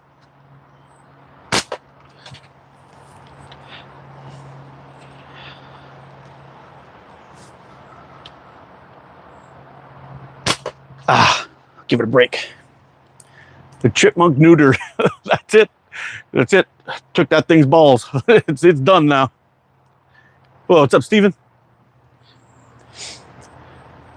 It's actually funny that those squirrel balls, being the size that they are, they're a challenging target. But when you put them on a, like the one you get from Omega, it's got that really long string on them.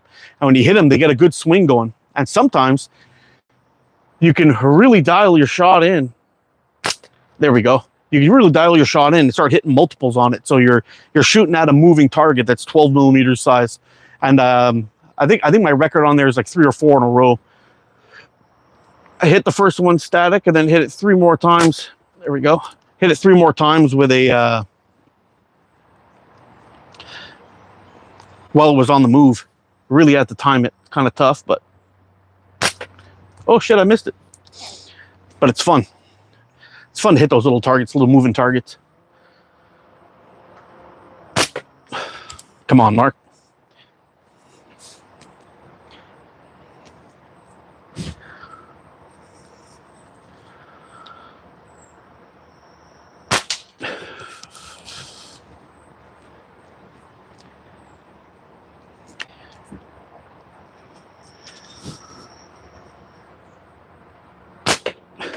You ever try doing any fishing with those darts, Chris?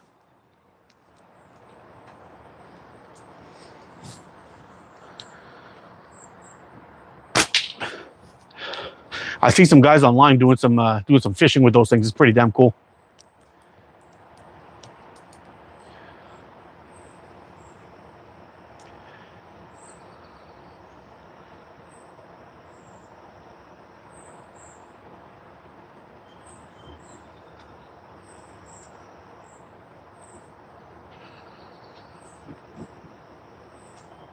It's illegal. Oh, that sucks. Yeah, we're not allowed to do it here either. I was thinking about getting a fishing reel for my compound bow, and had a little bit of trouble with it. Yeah, had a little bit of trouble with it. We couldn't. I could actually put the reel and everything on the front of it. I got the arrows for it, but if I got caught floating around on my canoe shooting at carp or whatever it is, they would have gotten me in all kinds of shit. So, yeah, there'll be none of that. It kind of sucks because it would be a lot of fun to do that, but anyway, I'll just have to stick to my backcountry camping with my fishing pole instead of going full Hannah Barron style. It would be pretty cool. I seen the Wooded Beard's been doing. Yeah. In Ontario, they're a lot more lenient on certain styles of hunting than they are here where I live. They've got like here I can't hunt with a slingshot here, but if I go into Ontario, I can. So for me, it's just about finding a good spot with finding a good spot of land where I can go and hunt some grouse and rabbit would be freaking sweet. But I can't do it here in my province. It sucks. But I think they also allow the bow hunting for fish or bow fishing in Ontario also. But yeah, Quebec doesn't play with that shit.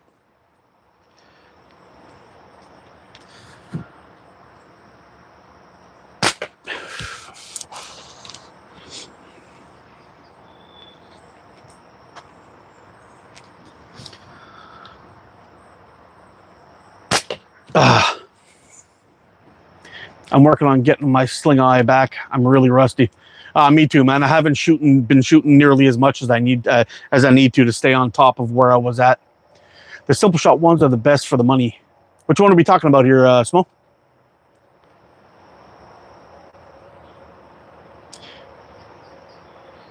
Oh, the simple shot knockdowns. Oh, cool. I should probably check those out. I wonder how much it would cost to get them shipped to Canada.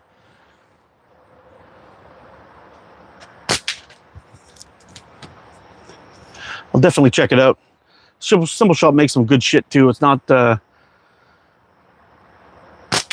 of junky or anything. It's good quality stuff, so it would be worth making the purchase.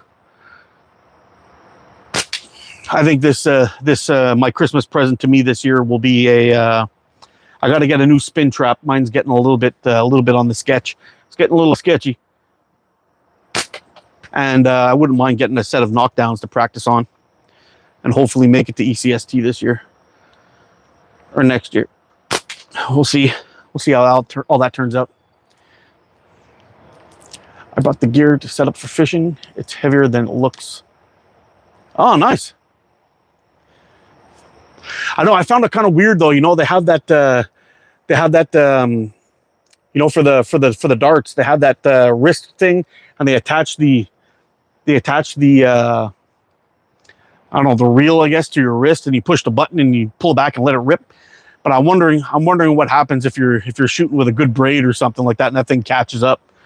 I definitely wouldn't want to return to sender with a with a dart. That would suck.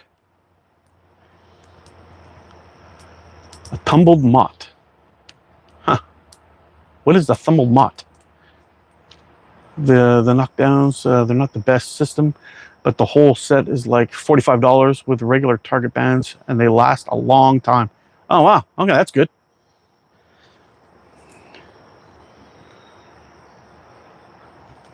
A medium. Oh, nice. Very nice.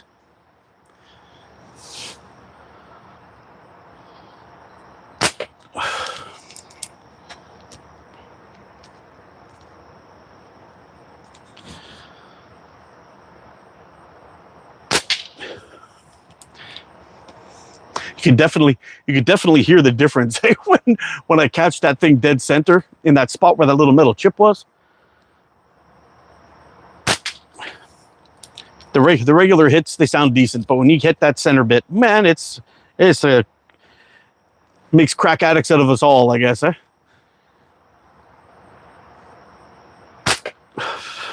That miss, filthy damn miss. I have that wrist thing.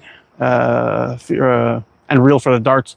I just can't get to shoot them. Scary for sure. Yeah. Tumbled, that would be cool.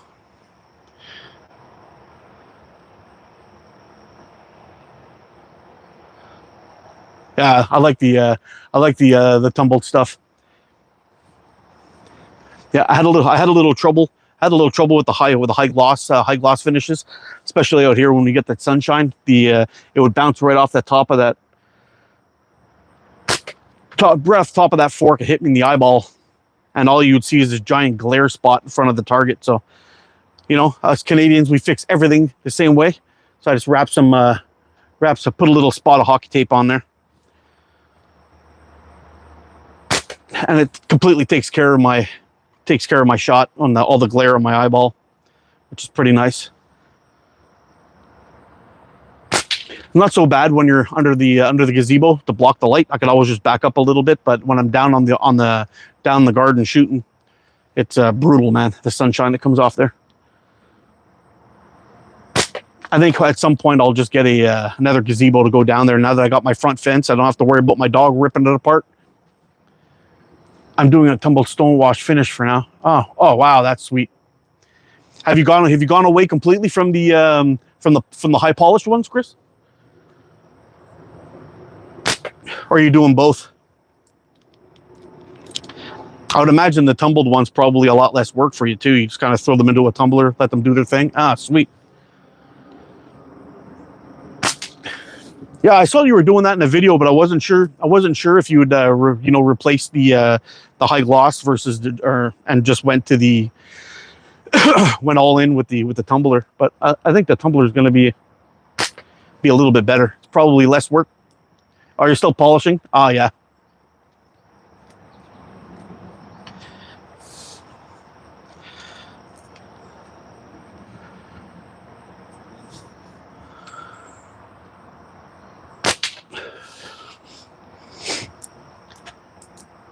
The clip's sweet.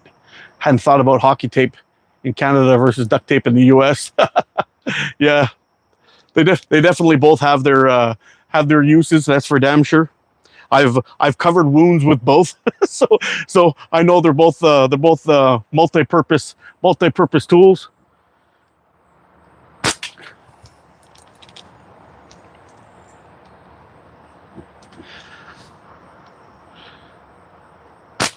Yeah, they can block some of the light off of your fork tip. It can keep a wound shut when you've stabbed yourself in the hand doing something dumb. Yeah, it's definitely a good old product. Hockey tape, duct tape, all of it.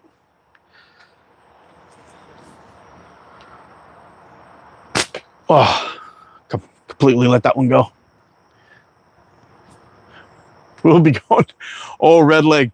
If you don't own one of his yet, buddy, you're gonna be you're going to be a happy man. It's money absolutely well spent, my friend, let me tell you.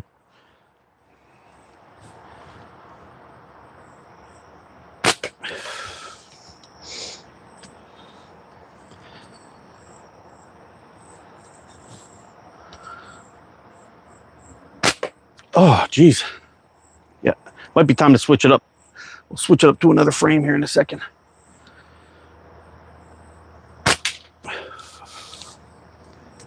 I got to reload too. It's a good thing we emptied out the catch box last time. I had I got easily a couple thousand shots in there.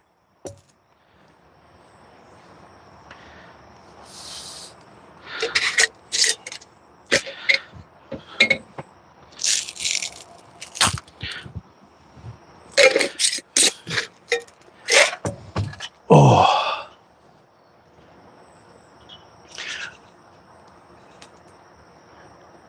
Just God pads and duct tape. Yeah, I know. Everyone used to laugh at me when I was out on my backcountry camping trips and I showed them my first aid kit, and it was a roll of tape, some crazy glue, and a couple of regular bullshit band-aids, but that was pretty much it.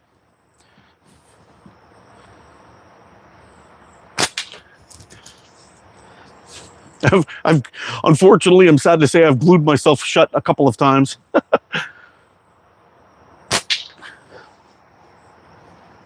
Anyway, shooting bottleneck. I don't know. You know what, Chris? I tried some back in the day, but I was shooting it for heavier ammo, and I got the I got a taper of 25 to 50. I want to say 25-20, maybe it was. I was shooting some big ammos. I did a comparison on it. I didn't like it at all. But I'm thinking shooting bottlenecks, like I shoot an 18 to 12, so I wouldn't mind trying a bottleneck with this kind of stuff on a proper template designed for me. I think it would definitely make a big difference.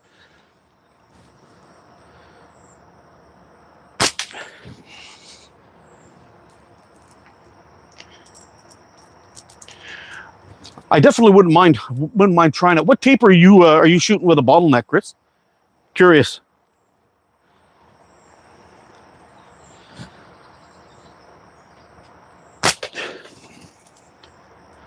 Oh, yeah, 20 to 12. And you like the bottlenecks versus the regulars?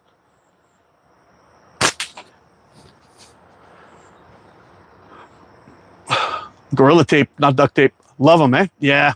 I think I gotta give them a try. I think what I'm gonna do is I'll hit up Min at some point pretty soon and get him to make me a bottleneck 18 to 12 at 150 millimeters and give that a try. Because the other ones that I got off of slingshooting.com, I think it was. AliExpress, nice. I'll see if I can get one set up properly and give it a real good try. Because the 25 to 20, I didn't like it at all. I found it was fucking garbage, to be honest. Yeah, I didn't like it at all. But I don't like that taper anyway. That 25-20, it's just over heavy for nothing. I found I got better speed out of a 25-15 than I did at a 25-20. Even for like 9.5 millimeter steel.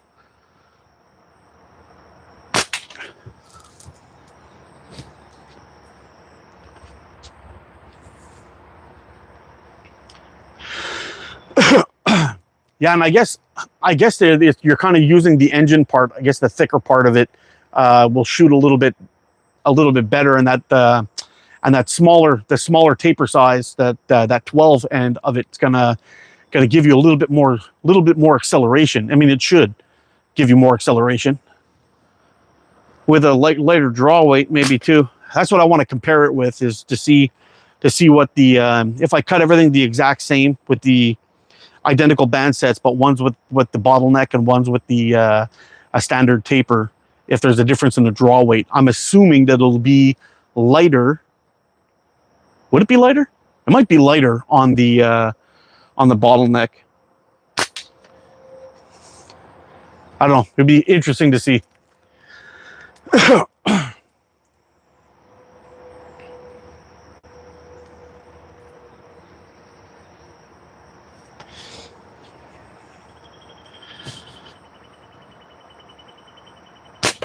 long have you been shooting the bottlenecks for? Is it something that you've been doing now for quite a long time, or is it something kind of recent?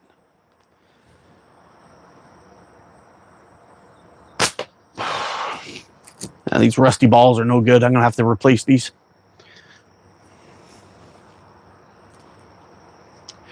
Look at that. Shooting boomerangs with these guys. Over a year, eh? Yeah.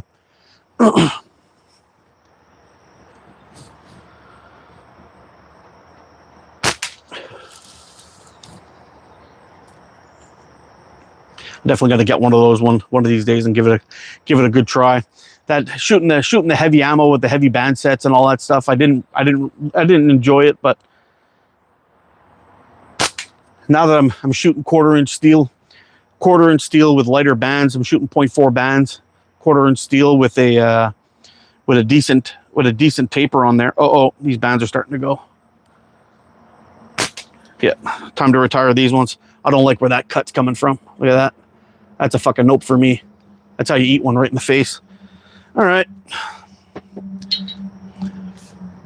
We'll switch it up to the stylus now, I guess, for a bit.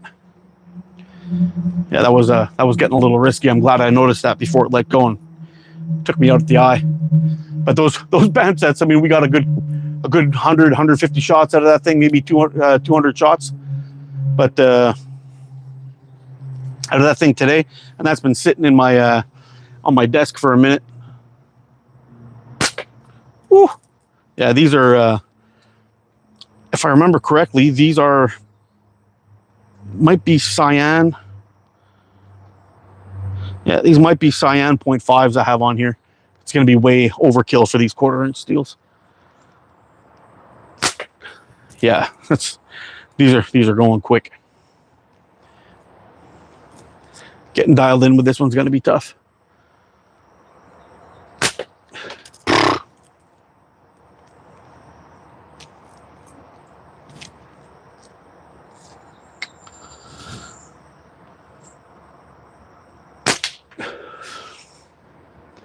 Rusty ball's downside of getting older. Yeah, it's just life. I know. It's all about the rust.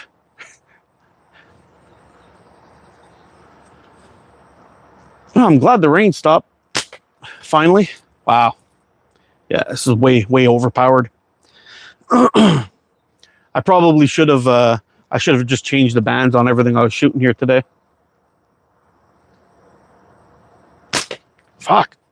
Yeah, it's tough. See you later, guys. Got to go. Get the kids to bed. Take it easy, Chris. Hey, thanks for stopping in, man. You take it easy, eh?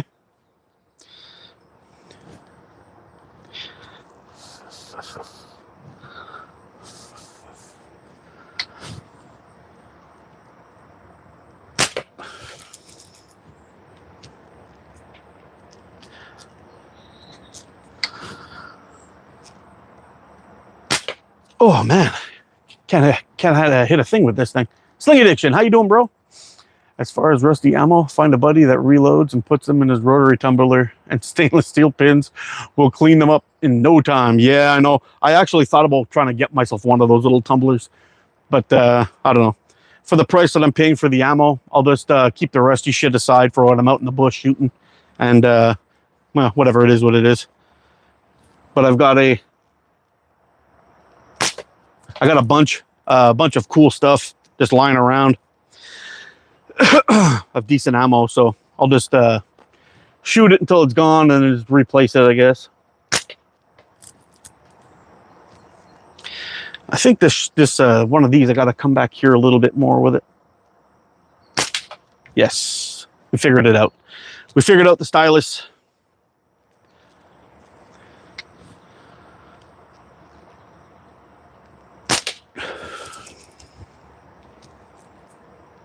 Yeah, I'd love to see what one of these looks like with the pins, with the clips on them. Get some shots through it. Don't forget to oil them after tumbling. Oh yeah, 100%. Oh.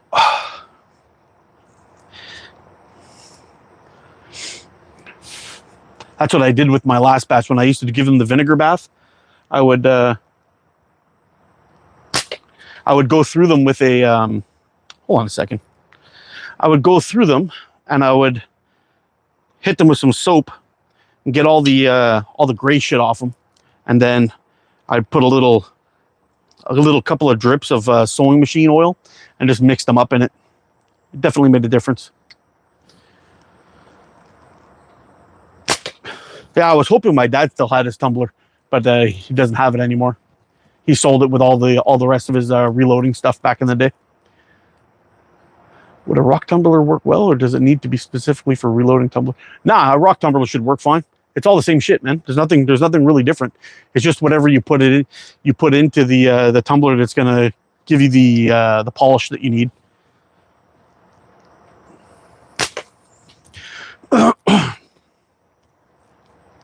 I know when my dad used to do his tumbler, he had these little. They look like big pieces of gunpowder. I guess is the best way I could put it. It was like these little black balls or whatever it was that they put in there, and man, you'd put like some really gnarly looking brass in there, and they'd come up gleaming like they were brand new. Fuck, this fucking stylus is killing me today. But I would imagine a rock tumbler would be good, and just use whatever media you need to use to knock off all the rust off it. And I'm sure it wouldn't even take long. You could probably put it on for a couple of hours and it would do the job.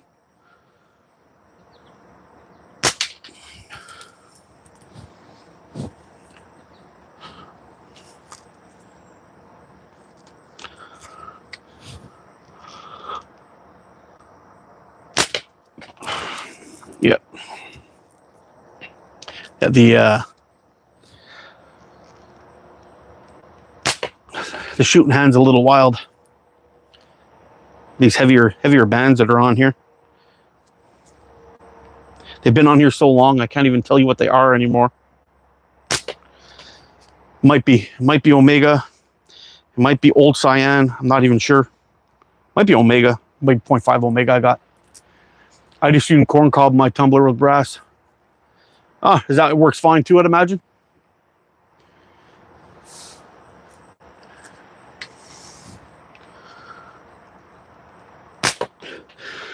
I remember one time, man, my dad was in his bedroom reloading. We were living in an apartment at the time. And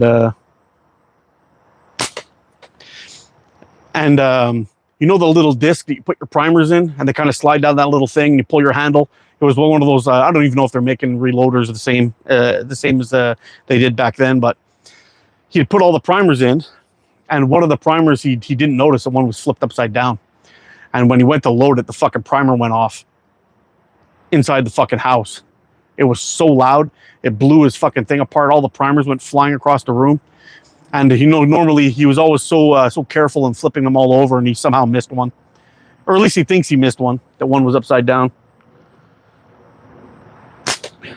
But yeah, when it blew up, that little primer blew up. It broke the little chute with the disc, and everything went fucking flying all over the place, and it was brutal.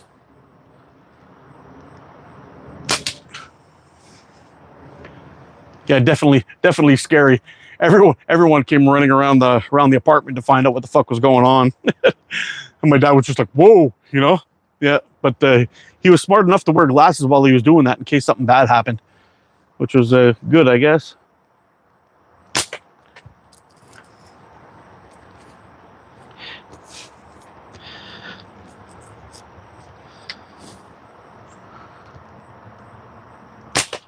There's definitely quite a bit of power in just one of those little primers. It's kind of deceiving. You know, you'd think that there's not really much there, but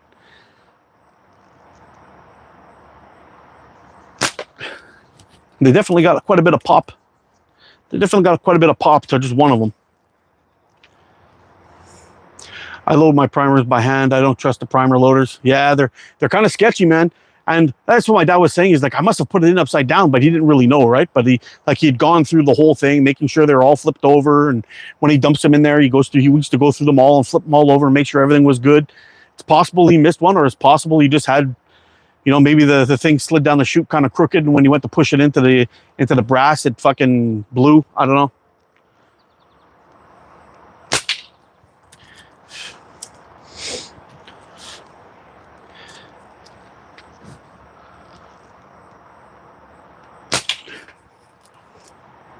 I mean, I guess it's just the law of averages, right? You know, you've loaded thousands upon thousands of tens of thousands of rounds. Eventually, something's going to go wrong at some point.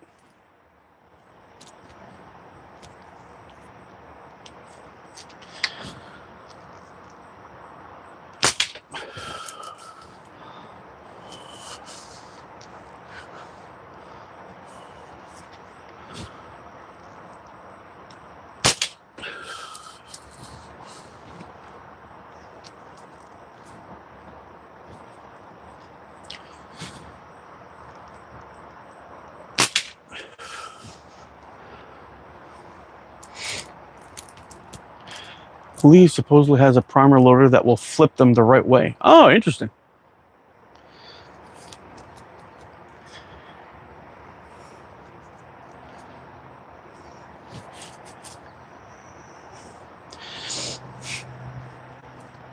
It's kind of crazy though how much pop those little things have in them, man. I'm 63 now and I've been loading for many years with the press and never had one go off. Yeah, you know what? That was the only time that we ever had one go off too. Was that one time only, and never had a problem before or after that. But I mean, just kind of weird, you know. It's just like the 22 ammo we used to shoot. We had a bunch of them that went off, and 22 was kind of sketchy because he kind of got the primer built in, right? And we had a couple of those that just we shot them and they went click, you know, and you're just kind of waiting for that thing to to cycle through to see if it would shoot or not. But no, it gets kind of risky.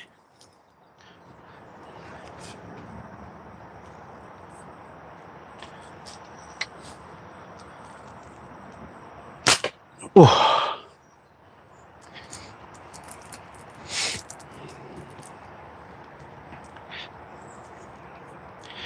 It was funny though. We used to have we used to order our lead, and they would come in by UPS, and you get this tiny little box. It's like 6 inches by 6 inches or something. You know, maybe 8 inches by 8 inches, but you could just the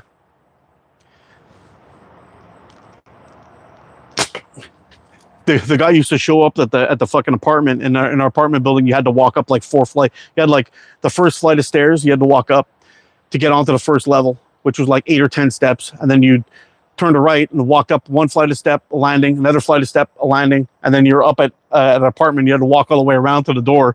Then the guy would show up and he's fucking sweating, pissed off, carrying this giant box of fucking lead. He's like, "What the fuck's in there?" But that's like lead. That's all it is. But it's a fucking heavy little box, boy.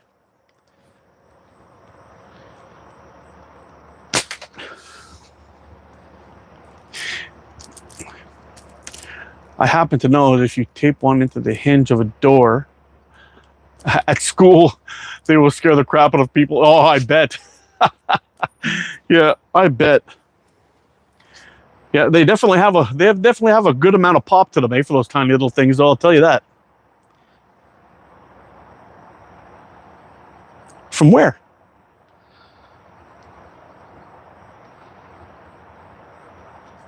Huh.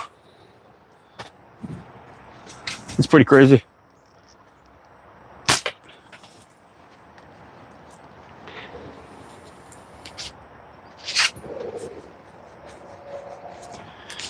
Yeah. Anyway. So who in the chat's got a stylus? And does anybody have the Stylus Pro?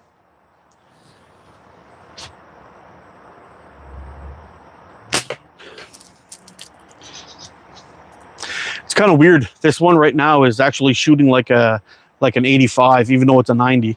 It's shooting like an 85 because the bands that I have on here are just way the fuck too overpowered. They definitely feel like 0.5 bands, and they're absolutely ripping them at the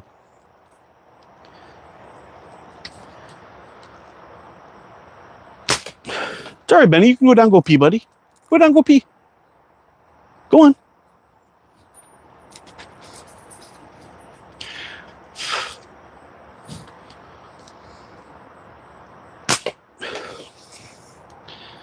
I haven't put time into it yet.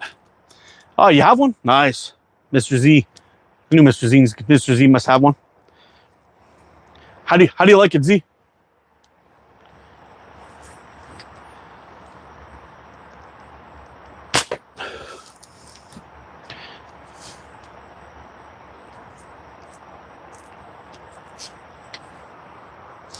It kind of sucks because usually I shoot really, really well with this thing, but these bands are just not tuned to the ammo that I'm shooting by any stretch at all.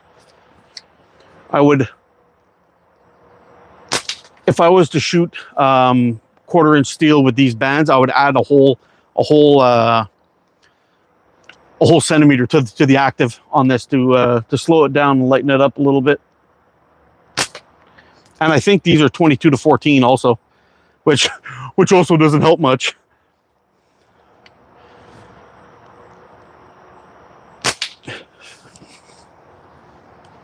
I just have a regular stylus and I love it. Just wishing it was an 80. How does this stylus fit in the hand? It looks like it could be comfortable to carry in a back pocket. Yeah, absolutely.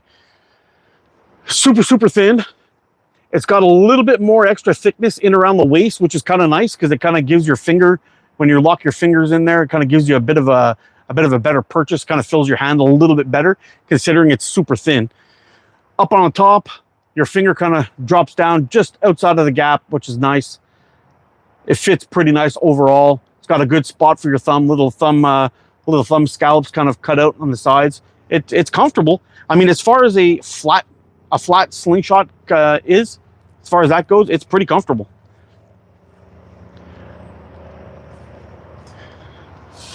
But definitely the thinness of it, it'll slide into a back pocket, any pocket, really, really easy. Hey, Benny, no digging, buddy. Hey. Hey. Yeah, it just rained. So Benny's out there digging holes in China, trying to find all the earthworms.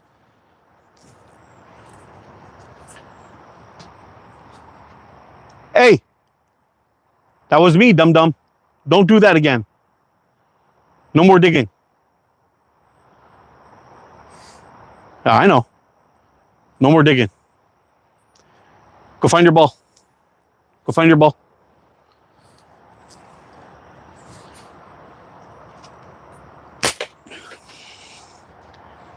I prefer thicker frames, but my stylus Keeper Pro is pretty much interesting. Nice. Yeah, I prefer a bit of a thicker frame too. My go-to Avro that I shoot is around 16 millimeters thick, a little bit thicker than a 1/2 inch, which I tend to like, but not on all frames for some reason. But this one is nice and thin.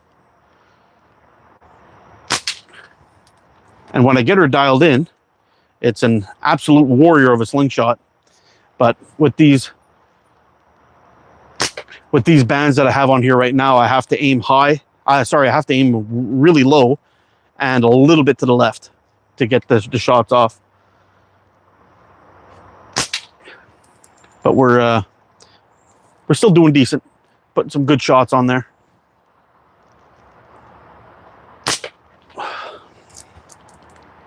I'm sure we're going probably around 320 feet per second with these things right now, maybe even faster.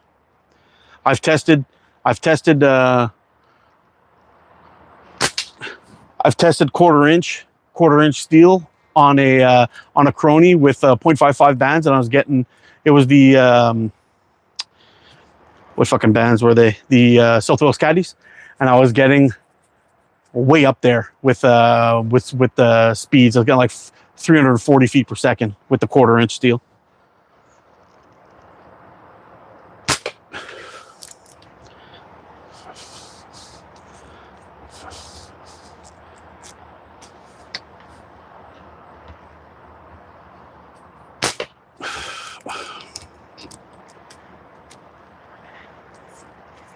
I think we might go back to the Seahorse.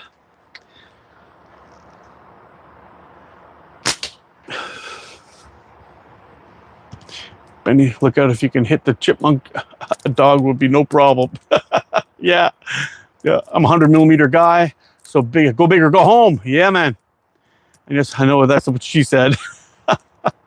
That's moving for a slingshot. My crossbow does about 350 feet per second. Yeah, my compound bow is a 70-pound bow, does about 315,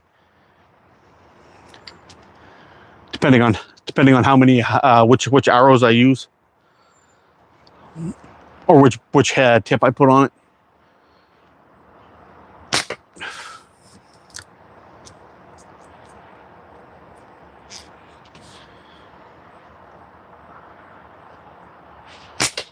When I was doing when I was testing the Southwest Caddies bands before they were released, the .55 was probably my favorite band out of all the ones that they had tested.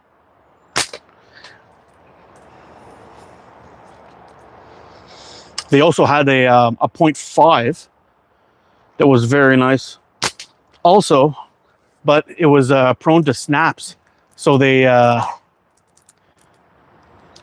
ended up getting rid of that one and brought in another model, which was quite a bit better.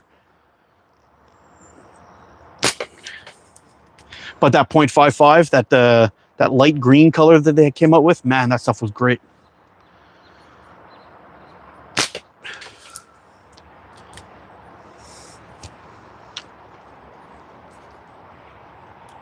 Hey, I said stop digging, dude. Stop digging and stop eating it. That's what he does, man. He digs a hole in the ground, and then he sticks his face on it, bites a big chunk out of it, starts shaking his head trying to get it out of his mouth. I don't know, man. That's what happens when you grow up too close to power lines.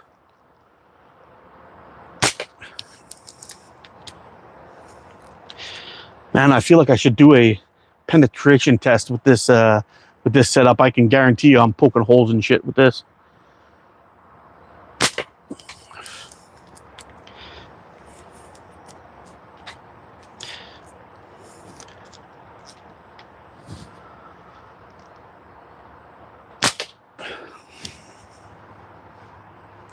Never speed tested my .55, my 55-pound takedown recurve. Oh, nice. You got a takedown. What is it, like a Samick Sage you have, or which one you got? I got a 40-pound Samick. And for a real budget bow, it's actually not bad. But it's a budget bow.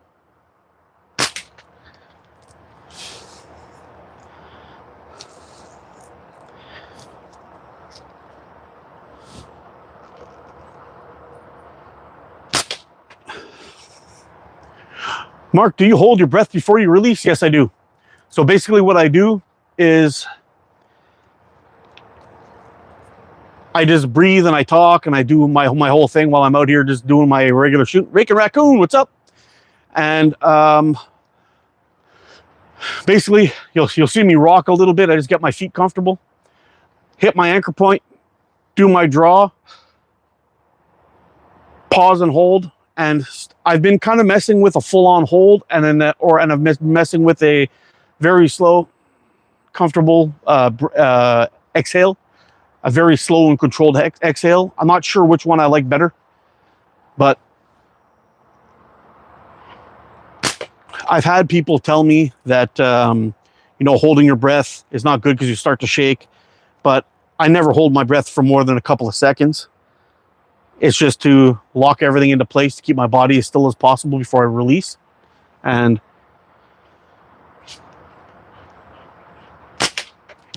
that's pretty much it. So that's why in a lot of my videos you'll see after I release the shot, you'll hear me go, I just do like an exhale, but that's pretty much it, man. But sometimes I just do a very controlled exhale, and I don't find any real difference between holding my breath before a shot or doing a very controlled exhale out of my shot. The one thing I do notice is that if you're doing a, like I find breathing in affects the shot more than breathing out. Kind of weird, but anyway, that's just me doing my thing, I guess. Does anybody else hold their breath or do an exhale, or what does everyone do? Tell me, talk to me. Or does anybody even think about holding their breath at all and they just shoot and don't give a shit? Let's get it down in that. Let's get it down in that chat box there, boys.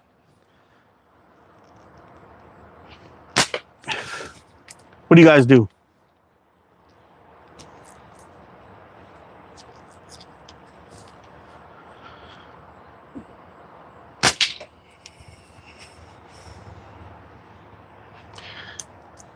I know mine is not Samick, but I bought it about 10 years ago online. Limbs have the name Manchester on them. Oh, interesting. I pause on exhale. Yeah. I hold my breath. I learned it while shooting rifle, and it's a hard habit to break. I know, me too, actually, Rankin Raccoon. That's where I got that from, was from that. But that's where I got that from, was getting ready to shoot my shot. Been shooting longer distances with a rifle.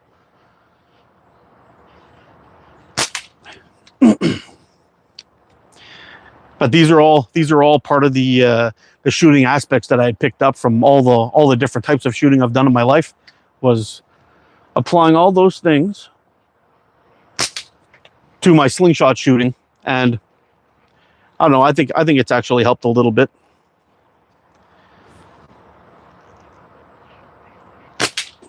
And the one thing I will say too is one of those things that I had a bit of an issue with was that funny little flinch thing that I was doing for a bit, but I kind of got rid of it. I did it twice today, but usually that's just from me being overly distracted while I'm trying to shoot. Like I'm thinking about a topic that I want to talk about, or I'm talking in the middle of my shot sequence, all of that stuff. But I tend to slow my breath and release on exhale. Hard habit to break. I've done it ever since I took photography classes. I do just a 2 or 3 second. Same difference when shooting a crossbow, gun, or a slingshot, but yep, same thing.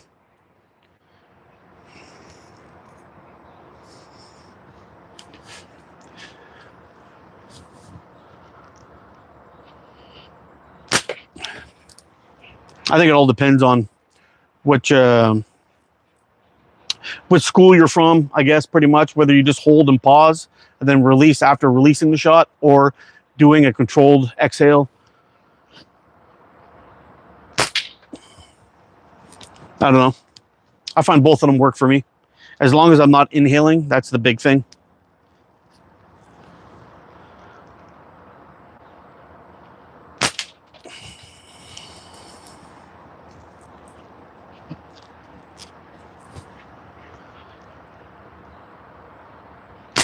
Oh, a terrible shot. Same difference when shooting crossbow. Yeah, so it's all the same shit. But it's kind of interesting on how many of these things from different sports that you could pick up that you can apply to just about anything, really. I mean, for us slingshot shooters, I mean, I've used golf and bowling and a bunch of these things on all aspects of it, on how you address your shot, how you're lining things up with your target, all that stuff. All of it is kind of usable if you take the time to think about a way for it to apply to slingshot shooting, and just getting yourself into a habit of doing something that works, and get that going over and over and over again is a pretty damn good plan. It'll definitely help out your shooting, though, that's for sure. Oh, just skim the top of it that time. Inhale, release on the exhale. Yep.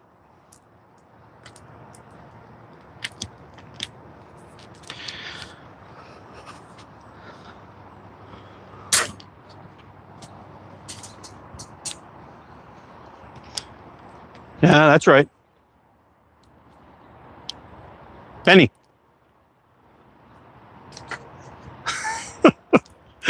Yeah, fucking dog. Yeah, he's out there poking as many holes as he possibly can in the grass. It's so much fun to give me extra work, right?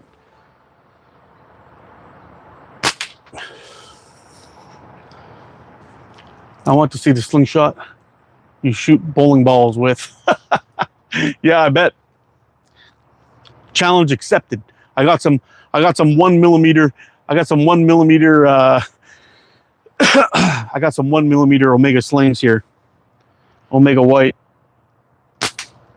And I'm pretty sure we can launch some pretty heavy rocks with that thing, boy. I'm telling you. It'll be a my active band length will be 2 meters with a with a zero taper of 150 millimeters.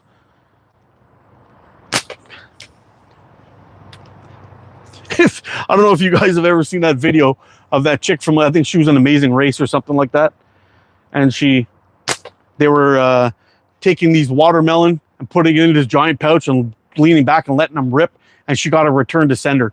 The fucking watermelon went snapping forward, came right back and hit her right in the face. I'm telling you guys, it is worth searching that shit up. Girl gets hit in the face with watermelon from slingshot. Google that shit. You'll be giggling until next week. Next week, it's a fucking funny video, man. I'm surprised that all she wound up with was like kind of like a headache and a video that won't go away. But my God, that watermelon hit her square in the face and exploded. It was awesome. And you know what? Let's give her some props too. Like, girl, you're tough, man. There's a lot of people that would have knocked them out cold.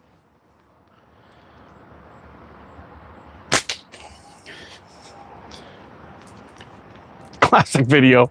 Oh, I know. Tell me about it. That's a wild video.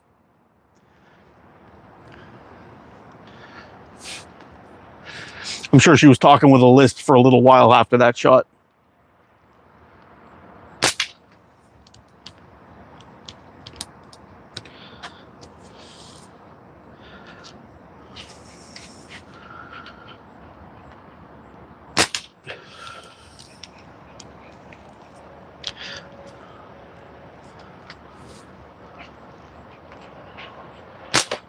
Oh, did Leon find the video? I think he did.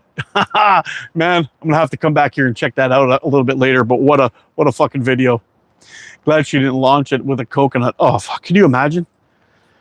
Like at what point were these with the watermelon link? Oh, nice. Just watched it. Yeah, fucking crazy, man. Oh, dead center on that one. I'll tell you what, it shouldn't take too long to poke a hole through that thing with this thing. I mean, I don't know, maybe these things pretty much seem unkillable to me now.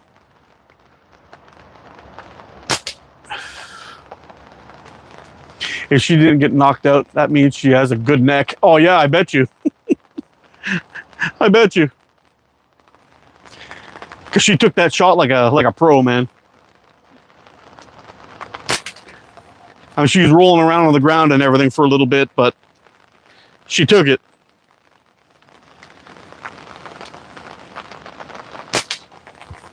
I'm not even sure she broke her nose or anything. Like, I don't know how the fuck that happened. Like, that's something else.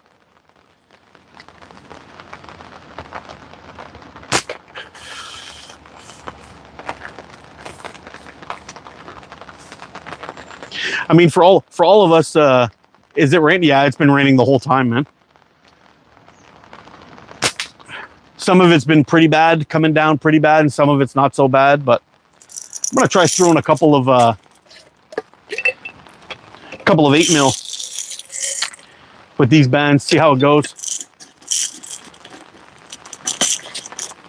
I need some rabbits taking out your hired. Well, thank you. I can hear it now. Yeah. It was coming down really hard earlier, but it's taking a little break. I'm gonna bump it up to some 8mm. These bands that I got on here should be definitely good enough for 8mm steel anyway.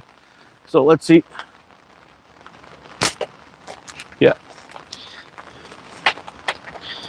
Yeah, these must have been some 8 mil bands I had set up a while back, and they're definitely shooting different than the 1/4 inch, that's for sure. This one should be a hit though. No, low one left still.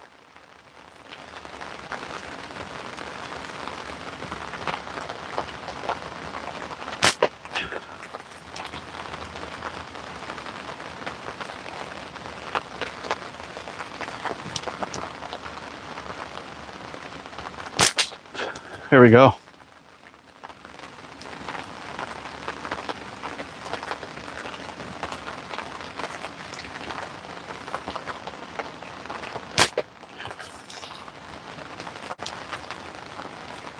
I've been shooting 9.5 millimeter, thinking about going back to 11 mil steel. Wow. Zach Fowler, have some big fucking slingshot, compete with a real catapult, and he's a giant steel ball. It's insane. Video, but fun. Sounds something like the Fowler would do. Yeah, I bet. I know the slingshot channel guy, Jord. He did a couple of videos where he was shooting 1/2 inch steel balls, or bigger even, like fucking huge steel balls that he was shooting out of plywood, and he was poking holes through the plywood with it.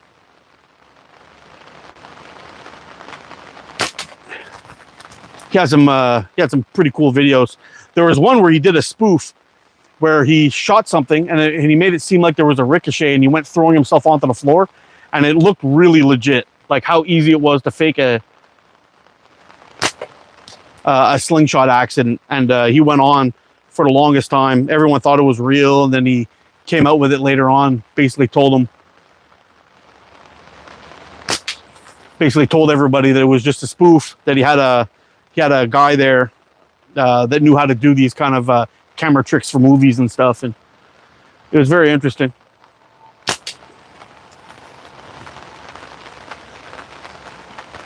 Ooh, I thought we did some damage on there. Kind of looked funny after that.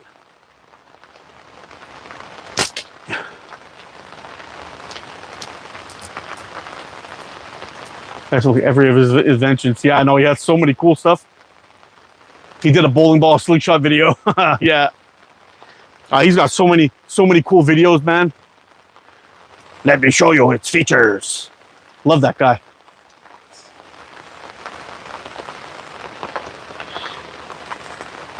He also made that bow that had like a magazine on it where you could put a whole bunch of arrows inside of it. That was so cool.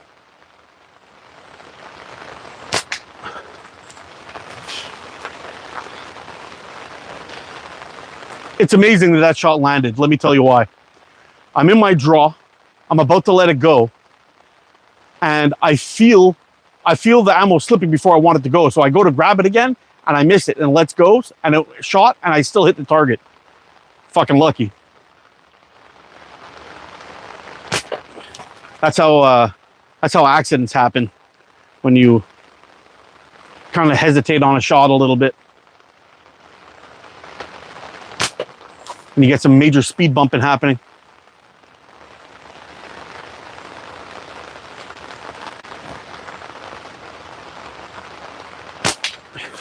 Woo, man, those hit hard. The difference between the 1/4 inch steel and the 5/16, like when I hit this thing with the 5/16, like that flipper goes, man.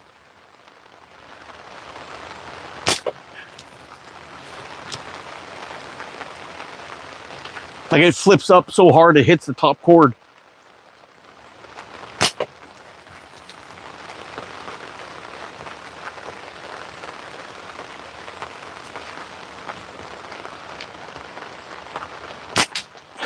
See that? It wraps around the top and then it just drops down to 5/16.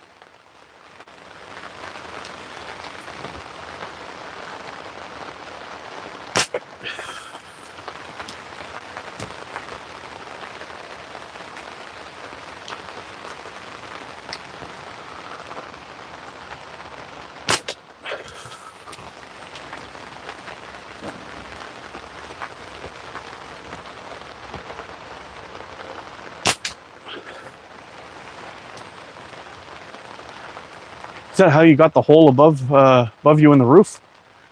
Or you're talking about over on the catch box or up here? No, that was already there.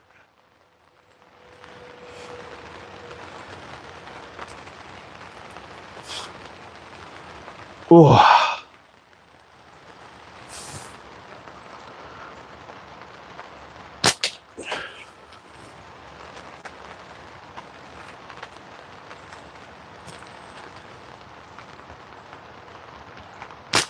Oh, I can't believe I missed that shot. All right, let's go down there and grab that last one. That last one of the 5/16.